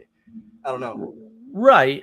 So you can give them a goal and they will take multiple pathways to solve it. They're in a community. No. You can give them a very specific set. No, it can be a big goal. That's the thing. Of goals. You give them a big. You can't give them a random goal. This is why he's missing everything about his work, because he doesn't understand that. It's already constrained. The cells cannot be put in arbitrary order towards a goal, and he knows this from his experiments, by the way. But I don't think it's registering in his head. Order to a goal. Like what I'm talking about is that like you can have like a lot of what your body plan comes from, and I'm shaky on where this comes from, but it's in a bioelectrical pattern, and the cells have multiple ways to do this. So like for instance, like when they're regrowing like a frog arm, like instead of taking the initial pathway that you'd expect, they actually grow out like a tree, which is like different. And so that's like one example. But they can do things like take that pattern that looks like you can tell just by the way it looks, that maps on the eyes, and do it not even well, but roughly, and put the eyes on the stomach. And this is going to freak people out. And I know people are like, this is terrifying. I understand it's terrifying. But you can put the bioelectric, a vague one on like the stomach, and they'll figure out, and the eye will be functional. It can see and it can direct itself. Yeah. You know what I mean? And so anyways, it just, you know, I'm guessing relating this to, because back when I was an atheist, you know, I told you that image that I imagined myself being a mouse in space, like floating in space. I should have clarified. The mouse that I was imagining was a digital computer mouse. You know what I mean? Okay. So this the fact that it's like, oh no, you're living from the ground up all the way through. But John, it's cool. John, the problem with Michael Levin's work on that is we already knew this. Like, circus freaks are real. People have had eyes on their hands. I know, but I never understood how that works. And I always thought like, well, the thing is just like, I never connected that all this is actually. No, but guess what? We still don't understand how that works.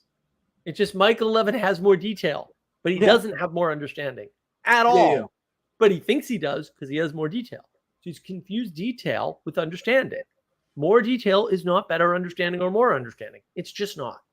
Mm-hmm. And the problem is you need to do things in the world. But like I always heard Dawkins talk about how like teleology isn't real or whatever, and then like he comes around and it's like no, teleology is baked into the universe at every level. And I just think that's, I mean, I find That's that. because Peterson had a talk with him and pointed it out to him. Do you think I've been thinking that Michael Levin for whatever reason doesn't want to associate with Peterson for whatever reason, and that's kind of the awkward issue between them. Maybe is that he's working with Friston and Peterson is like, you know, I actually came up with the free energy principle before Friston in a way, and so like the fact that like you know you're working with him and not the free energy principle is easily done. Now, then you can argue that Friston did it more completely than anybody before him or whatever. Like my free energy model is way better than his. Way better. Light years. Do something. I mean, no. My conservation models are almost perfect. They map almost perfectly.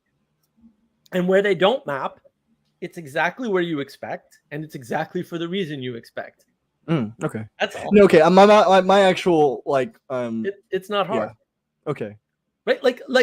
So I worked for somebody years and years ago. I was young. Like is he even younger than me? No, I was younger. I was younger by a year. He was an AVP at a bank. So we're working at a bank, suit, coat, and tie. Right? Bank. Right? So we're working at a bank.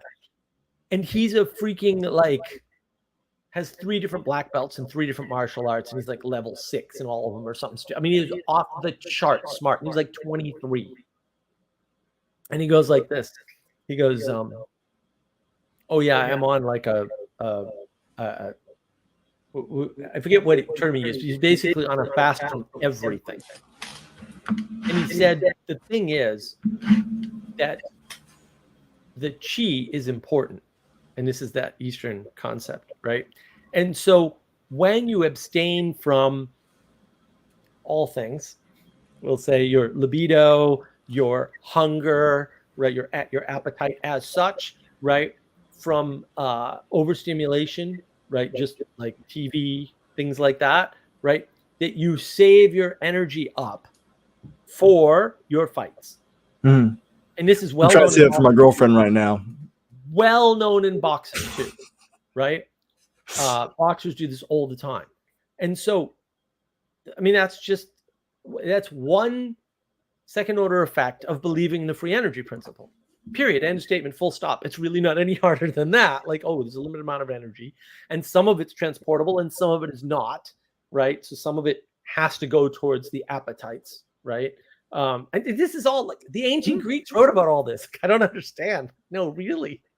You don't even need to read them to know this, because I didn't. So the Greeks did write about all this, right? I mean, Epicurus writes about some of this stuff with respect to food in particular, but not only food. If you think Epicurus is only about food, you haven't really engaged with his work. Wait, right? Free energy is just another word for entropy. No, it's not. See, that's the thing. Okay. The fact of free energy explains entropy. Those are 2 different things. It also explains order, because you can't have order without energy, and you can't maintain order without putting energy in.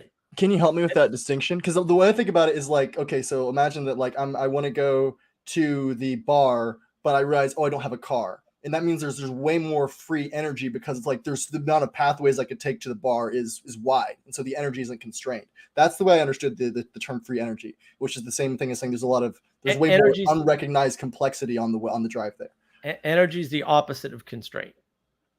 Energy is the opposite of constraint. The lack of energy. Yeah.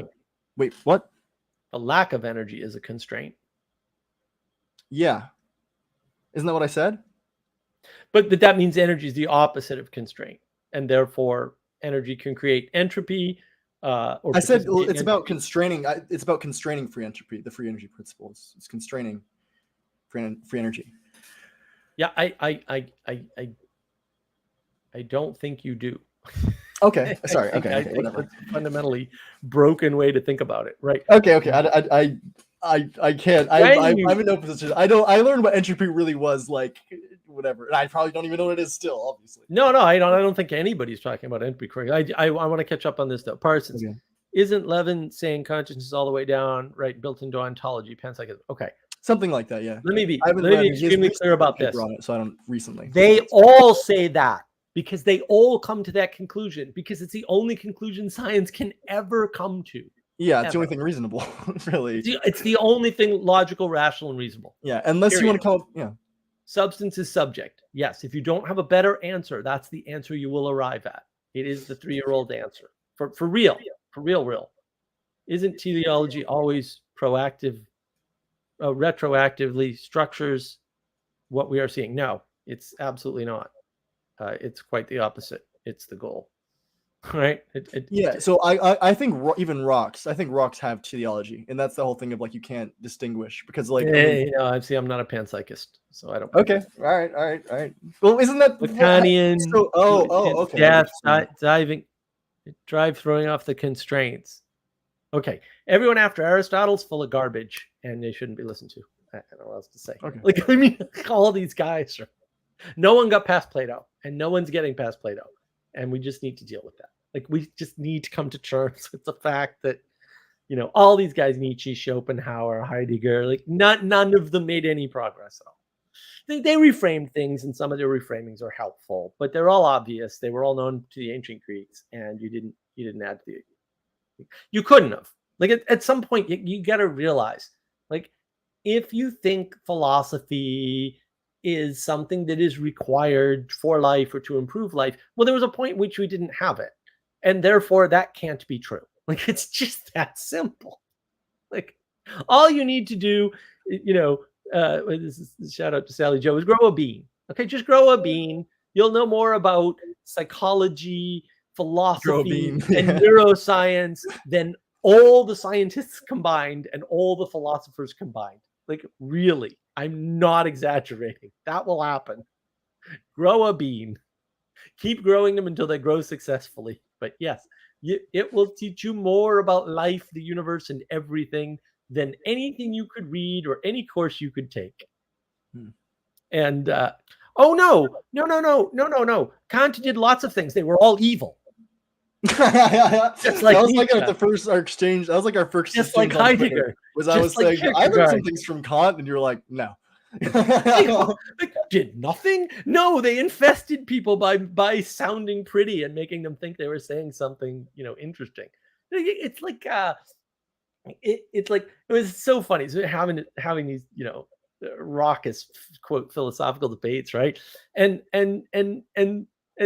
somebody goes, what about thrownness? And I'm like, you mean the fact that we were born and as far as we can tell, we had no choice? Is that why do you need a fancy word for that concept? I don't understand. And then they were flummoxed. They couldn't say a word. Like, actually. Yeah. Well, it's funny because the concept brings about the feeling in a way. Right. But that's the thing. Like, I make one simple statement, and your whole thrownness magic, your enchanted word, is gone. It vanishes. What did Kant do?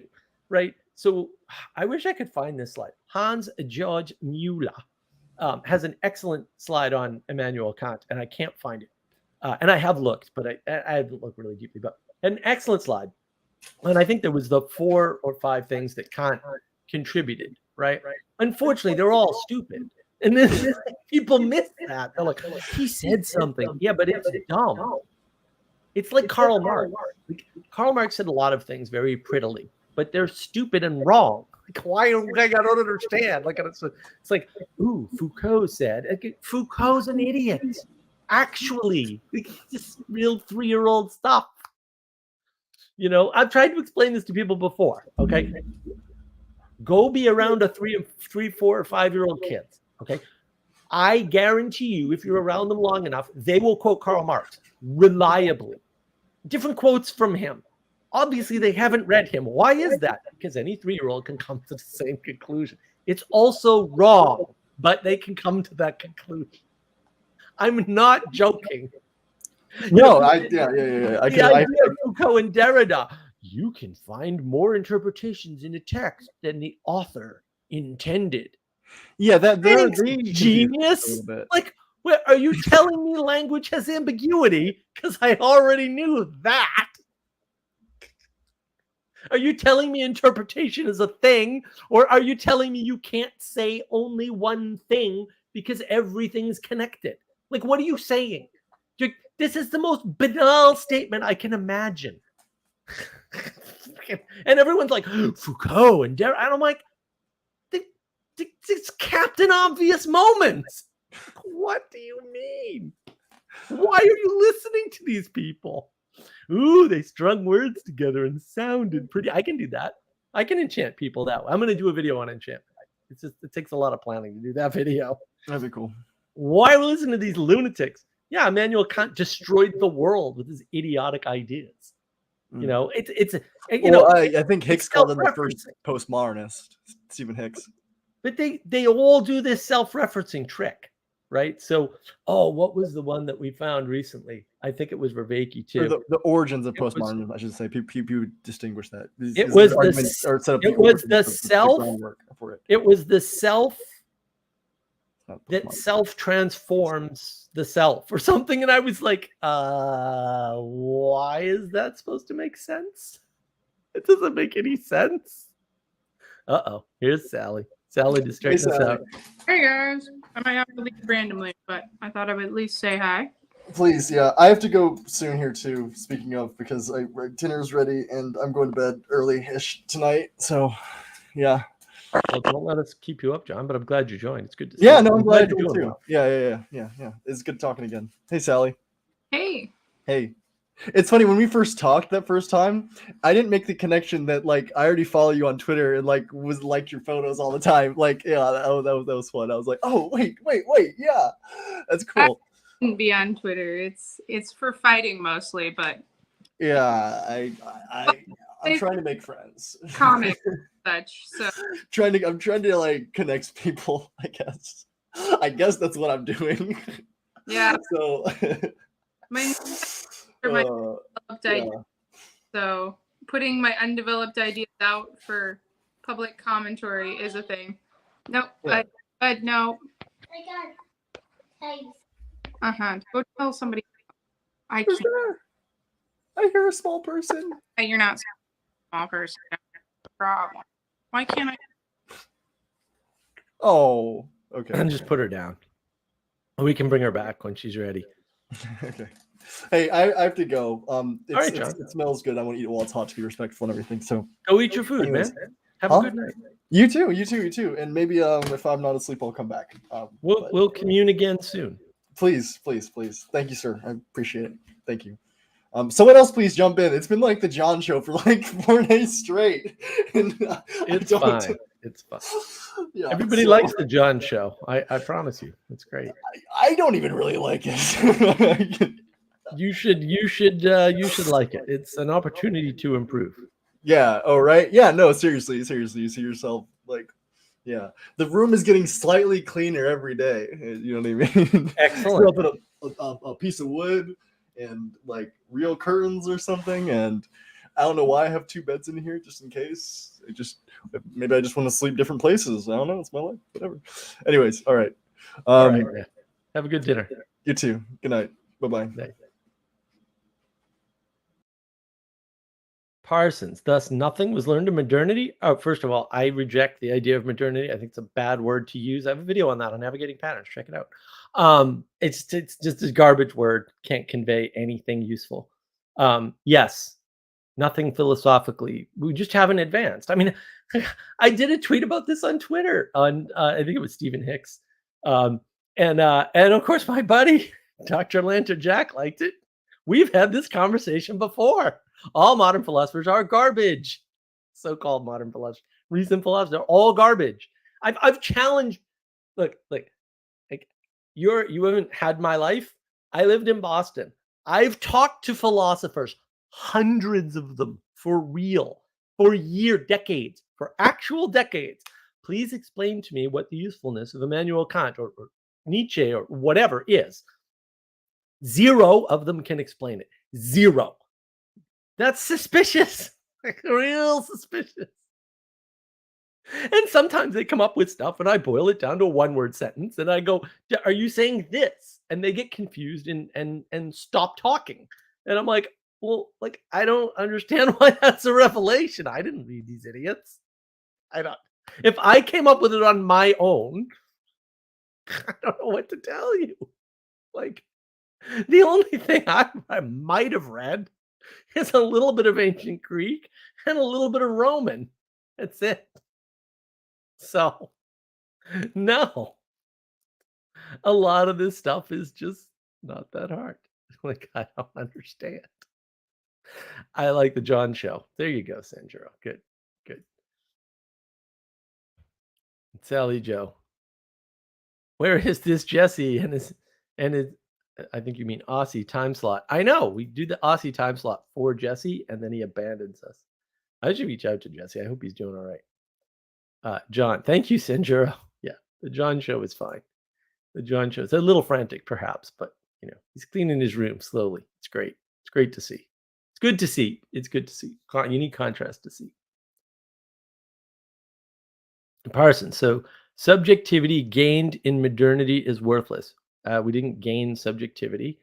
Subjectivity is worthless. Listen to the monologue. I don't know what to tell you.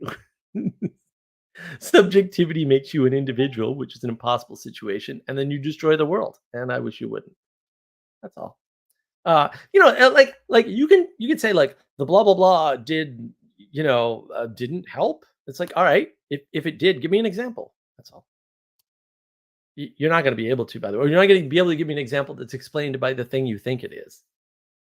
A lot of things happen and have happened, and so they're not as like groundbreaking as everybody thinks because it's patterns. We're stuck in patterns.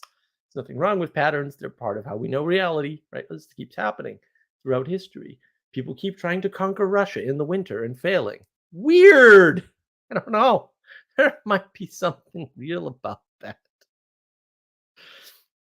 I don't know why subjectivity would have been, quote, gained in recent times or why you think it's valuable, but I'd love to hear both of those explanations. Ixnod, now you just need to read the Bible. Yeah, well, maybe. If people can read the Bible, that's great. But if they can't, that won't help. Right, that's the poetic way of informing the world. If you don't have a poetic way of informing the world, you'll just Sam Harris the Bible and make a claim like he did that he could write something just like the Bible, or make an interpretation of a cookbook just like the Bible, write a cookbook that had the same level of interpretation as the Bible. Of course, you can't do that. That's the most absurd proposition of all time. But he said it.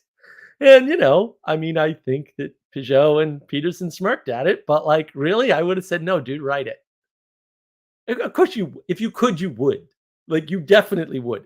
For ego reasons and for monetary reasons. Like, you got two good reasons right there. You could be the guy that wrote the book that was as popular as the Bible. Look at the stats on Bible publication and readership. And then look at the stats of the next book down. And you tell me what you notice about that. I'll wait here. Like, no, you can't do that. You complete lunatic. You egomaniacal psychopath. That's what people think. Bible came after Aristotle, so no Bible. No, the Bible's not philosophy, so plenty of Bible. Ixnon, probably read it in a group like the Republic. Yeah, probably read it in a group like the Republic. Yeah, or probably read it under the supervision of a proper authority, like all important deep texts. And that's the thing. Like, what do you need to survive? Philosophy? No, clearly not, because it was a time that we didn't have philosophy, and we survived long enough to get it. So philosophy is worthless. Just saying. Sure, there's certainly evidence in that direction and no evidence in the other direction. Maybe what you need is religion. The two are not swappable. And I'm a big fan of ancient Greek philosophy, but ancient Greek philosophy is ontology. That's what it is, technically. Not ontology study of being. No, ontology categorization. That's what it is. It's the thing that the bucket of ontologies is philosophy for the ancient Greeks, right? And they would natural philosophy is science. Like, that's what it was for them. And there's no philosophy of things, right? Philosophy is just the big bucket, and the little buckets are different ontologies that you can use to help you understand the world. And that's all you need. And you don't need all this other stuff. You just don't, it's not required. The people before the ancient Greeks who came up with it didn't have it, and they obviously lived long enough to have kids. Seems like all you need to do is have kids. I don't know. It seems like if you believe in evolution for real, and you probably don't, really, there's sort of a clear goal there. It doesn't need to get any more complicated. You need zero proposition. You don't even need to talk. You can just procreate. Problem solved. The rest will take care of itself. Don't know why. Don't even care. Don't need to understand. This is so weird to me, right? Like, there's really only two sorts of, well, there's three, but there's really two major paths, right? One is being is good, right? That would be, we'll say, the religious axiom, right? Presupposition, right? Starting point. And then there's emergence is good. And emergence can be good, but it is not good in and of itself, and it does not reliably produce goodness. Very important distinction. It's that sort of asymmetrical distinction we are failing to make over and over and over again, trying to figure out how to explain asymmetry to you guys. And in fact, I have an animation coming maybe that might help in that direction. Especially when things on the abstract look the same. Abstractions are supposed to look the same, but the details matter. And so you can't go by the abstraction. And we very much confuse these sorts of things. We make that confusion all the time. So the fact of the matter is that emergence is not good. Right? Emergence happens irrespective of all other factors or variables. Right? Being is good, and that kind of just explains everything. All your other philosophical reasoning, logic, reason, rationality itself, embedded in being is good, all lead to the same conclusion, reliably. I don't think that's a coincidence somehow. I think it's an expression of reality, right? Or real patterns, right? And how they play out, how they are implemented or manifested in the world is the thing that we call reality. That also gives a great deal of responsibility, means something like what Jordan Peterson said, what you do matters. Yes, I think that's correct, because what you do is manifestation of reality. And you want that as close to a real pattern as you can get. And not just any real pattern, but a real pattern towards the good. That's why you need the distributed cognition of community to help you, because you're a Muppet. I'm a Muppet. We're all Muppets. We need each other's help as Muppets because the world needs you to be better. Just the way it is. Now Sally's going to get motivated to redo that. Sally Joe, if your options are kids or folded space, pick the kids. I like that, Sally. We should put that on the merch on shop.markofwisdom.org. We're going to put that on merch. We'll let our graphical designer and merch person put that on a shirt or something like that. Sally Joe, the deep desire to take the battery out of the T-Rex toy trumped the live stream, and it will every time. I've told you before, Sally, you need proper priorities in life. Do you want to commune, or do you want to take care of your child? I mean, come on. The philosophers have a lot to. Yeah, I did. I did tweet this out. I think it was a week ago or 2 weeks ago or something, right? Like, if your philosophy doesn't account for kids, it's not a philosophy. It's an ideology. How many philosophers accounted for children? This is the fun. Here's the irony, right? So one thing I noted a billion years ago when I read Ayn Rand, and I really love Ayn Rand for lots of reasons. Not a philosopher. She's not a philosopher, by the way. But her work is deeply correct, but only if you couch it in a certain Christian framework, by the way, or I should say Catholic framework, because I don't think Christian is a good tag anymore. A lot of people would criticize Ayn Rand's work because it doesn't account for children. It pretends that children are like independent and, like Nietzsche accounted for children? Did he? I missed that part. What about Immanuel Kant? Did he account for? Oh, no, he didn't account for children. What a hiding. Oh, no, none of them did. This is not a critique. This is a universal pattern of people past Plato not accounting for children. You know who did account for children? Do you know who accounted for children? Do you know where children are accounted for? Do you have any idea? Can you take a guess? In the Republic. Children are one of the driving forces for what's in this book. Or manuscript. It's several books. It's 10 books. Oh, you missed that. Oh, you missed the fact that these other, quote, philosophers don't account for children. Oh, that's weird. You think it's a little important to account for proper development, which Plato does with his cave, by the way, which is not an individualistic story of breaking free, because that does not happen in the book and cannot happen in the book. Here we go. Here we go. Sandro, shout out to kids in the Republic. Yes. Yeah. And I do have a video on the lie of Plato's cave, and you should watch it. It's awesome. And it doesn't have anywhere near the views I thought. I thought for sure that was going to break 1,000, and it totally didn't. And I'm totally crushed. Like, what? Do you know how much work I put into that? And yet I did the middle of book 8 anyway. As soon as we get it edited, I'll push it out the door. And then I'll do the end of the Republic, the end of book 10. That's going to just mind blow everybody. I'm like, I don't know what book these, quote, philosophers or people studying philosophy are reading, but it ain't the Republic, or they're reading it and skipping something, or just not understanding basic things about the world. Anybody who tells you Plato's cave is about breaking free from something should be shot on sight. Like, really? Like, dude, you have a mental deficiency of a magnitude I can't calculate. Rather than deal with you, we'll make you useful as fertilizer. Like, really, at some point, I don't know how you could read book 7 of the Republic and come away with Plato's cave is about breaking free. No, it's not. It's about the exact opposite. Wow. So weird. But these people go off and they read the book by themselves. They don't do it in community like I did. The Texas Wisdom community, to be exact. Check out the YouTube channel. You can check out the playlist on us doing the Republic. I am so glad I did not try to read that book on my own. Holy macaroni. What a great, brilliant. I'm brilliant for that. I did 2 brilliant things in my life. Didn't go to college on purpose. Knew better. And didn't try to read the Republic by myself. That makes me an ultra genius. Just those 2 things. Everything else, I'm a muppet. Those 2 things? Nah. That was smart. I'm so grateful. Really and truly.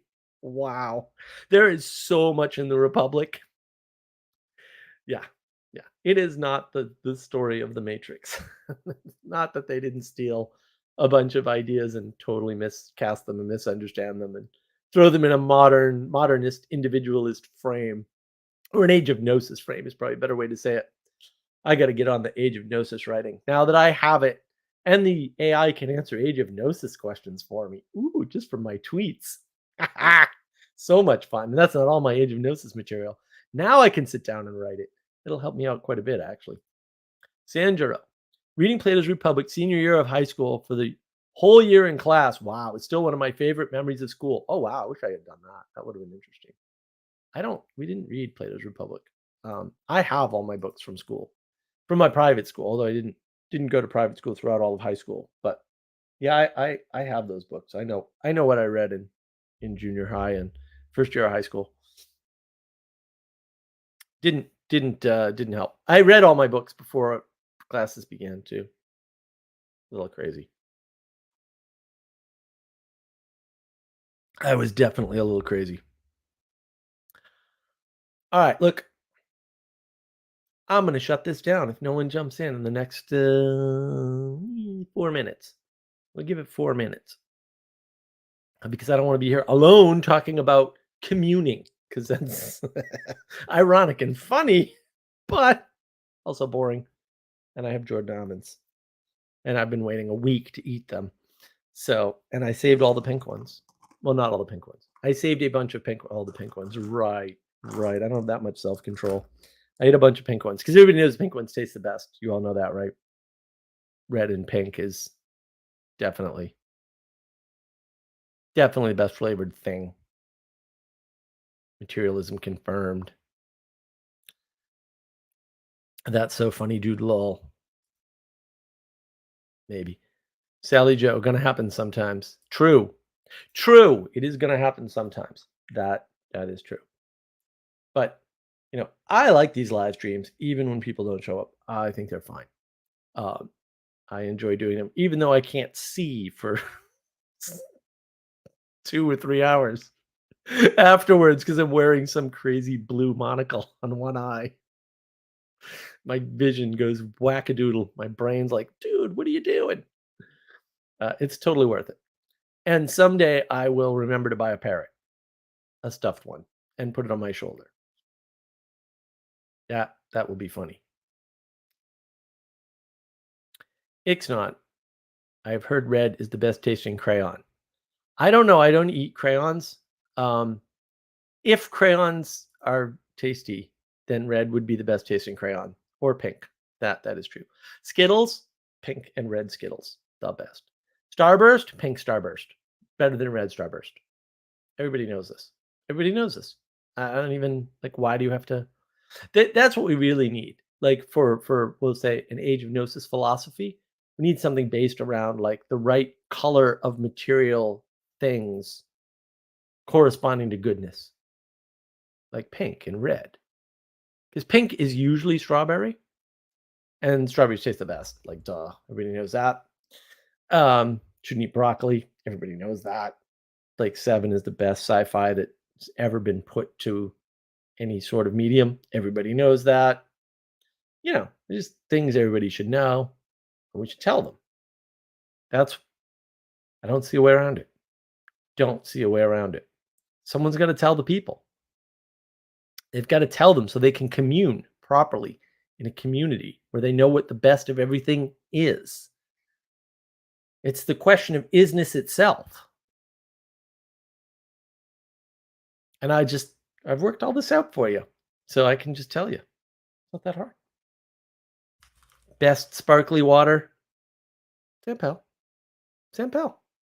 It is. It just is. Just, no question about it. You have to know these things. Inquiring minds need to know.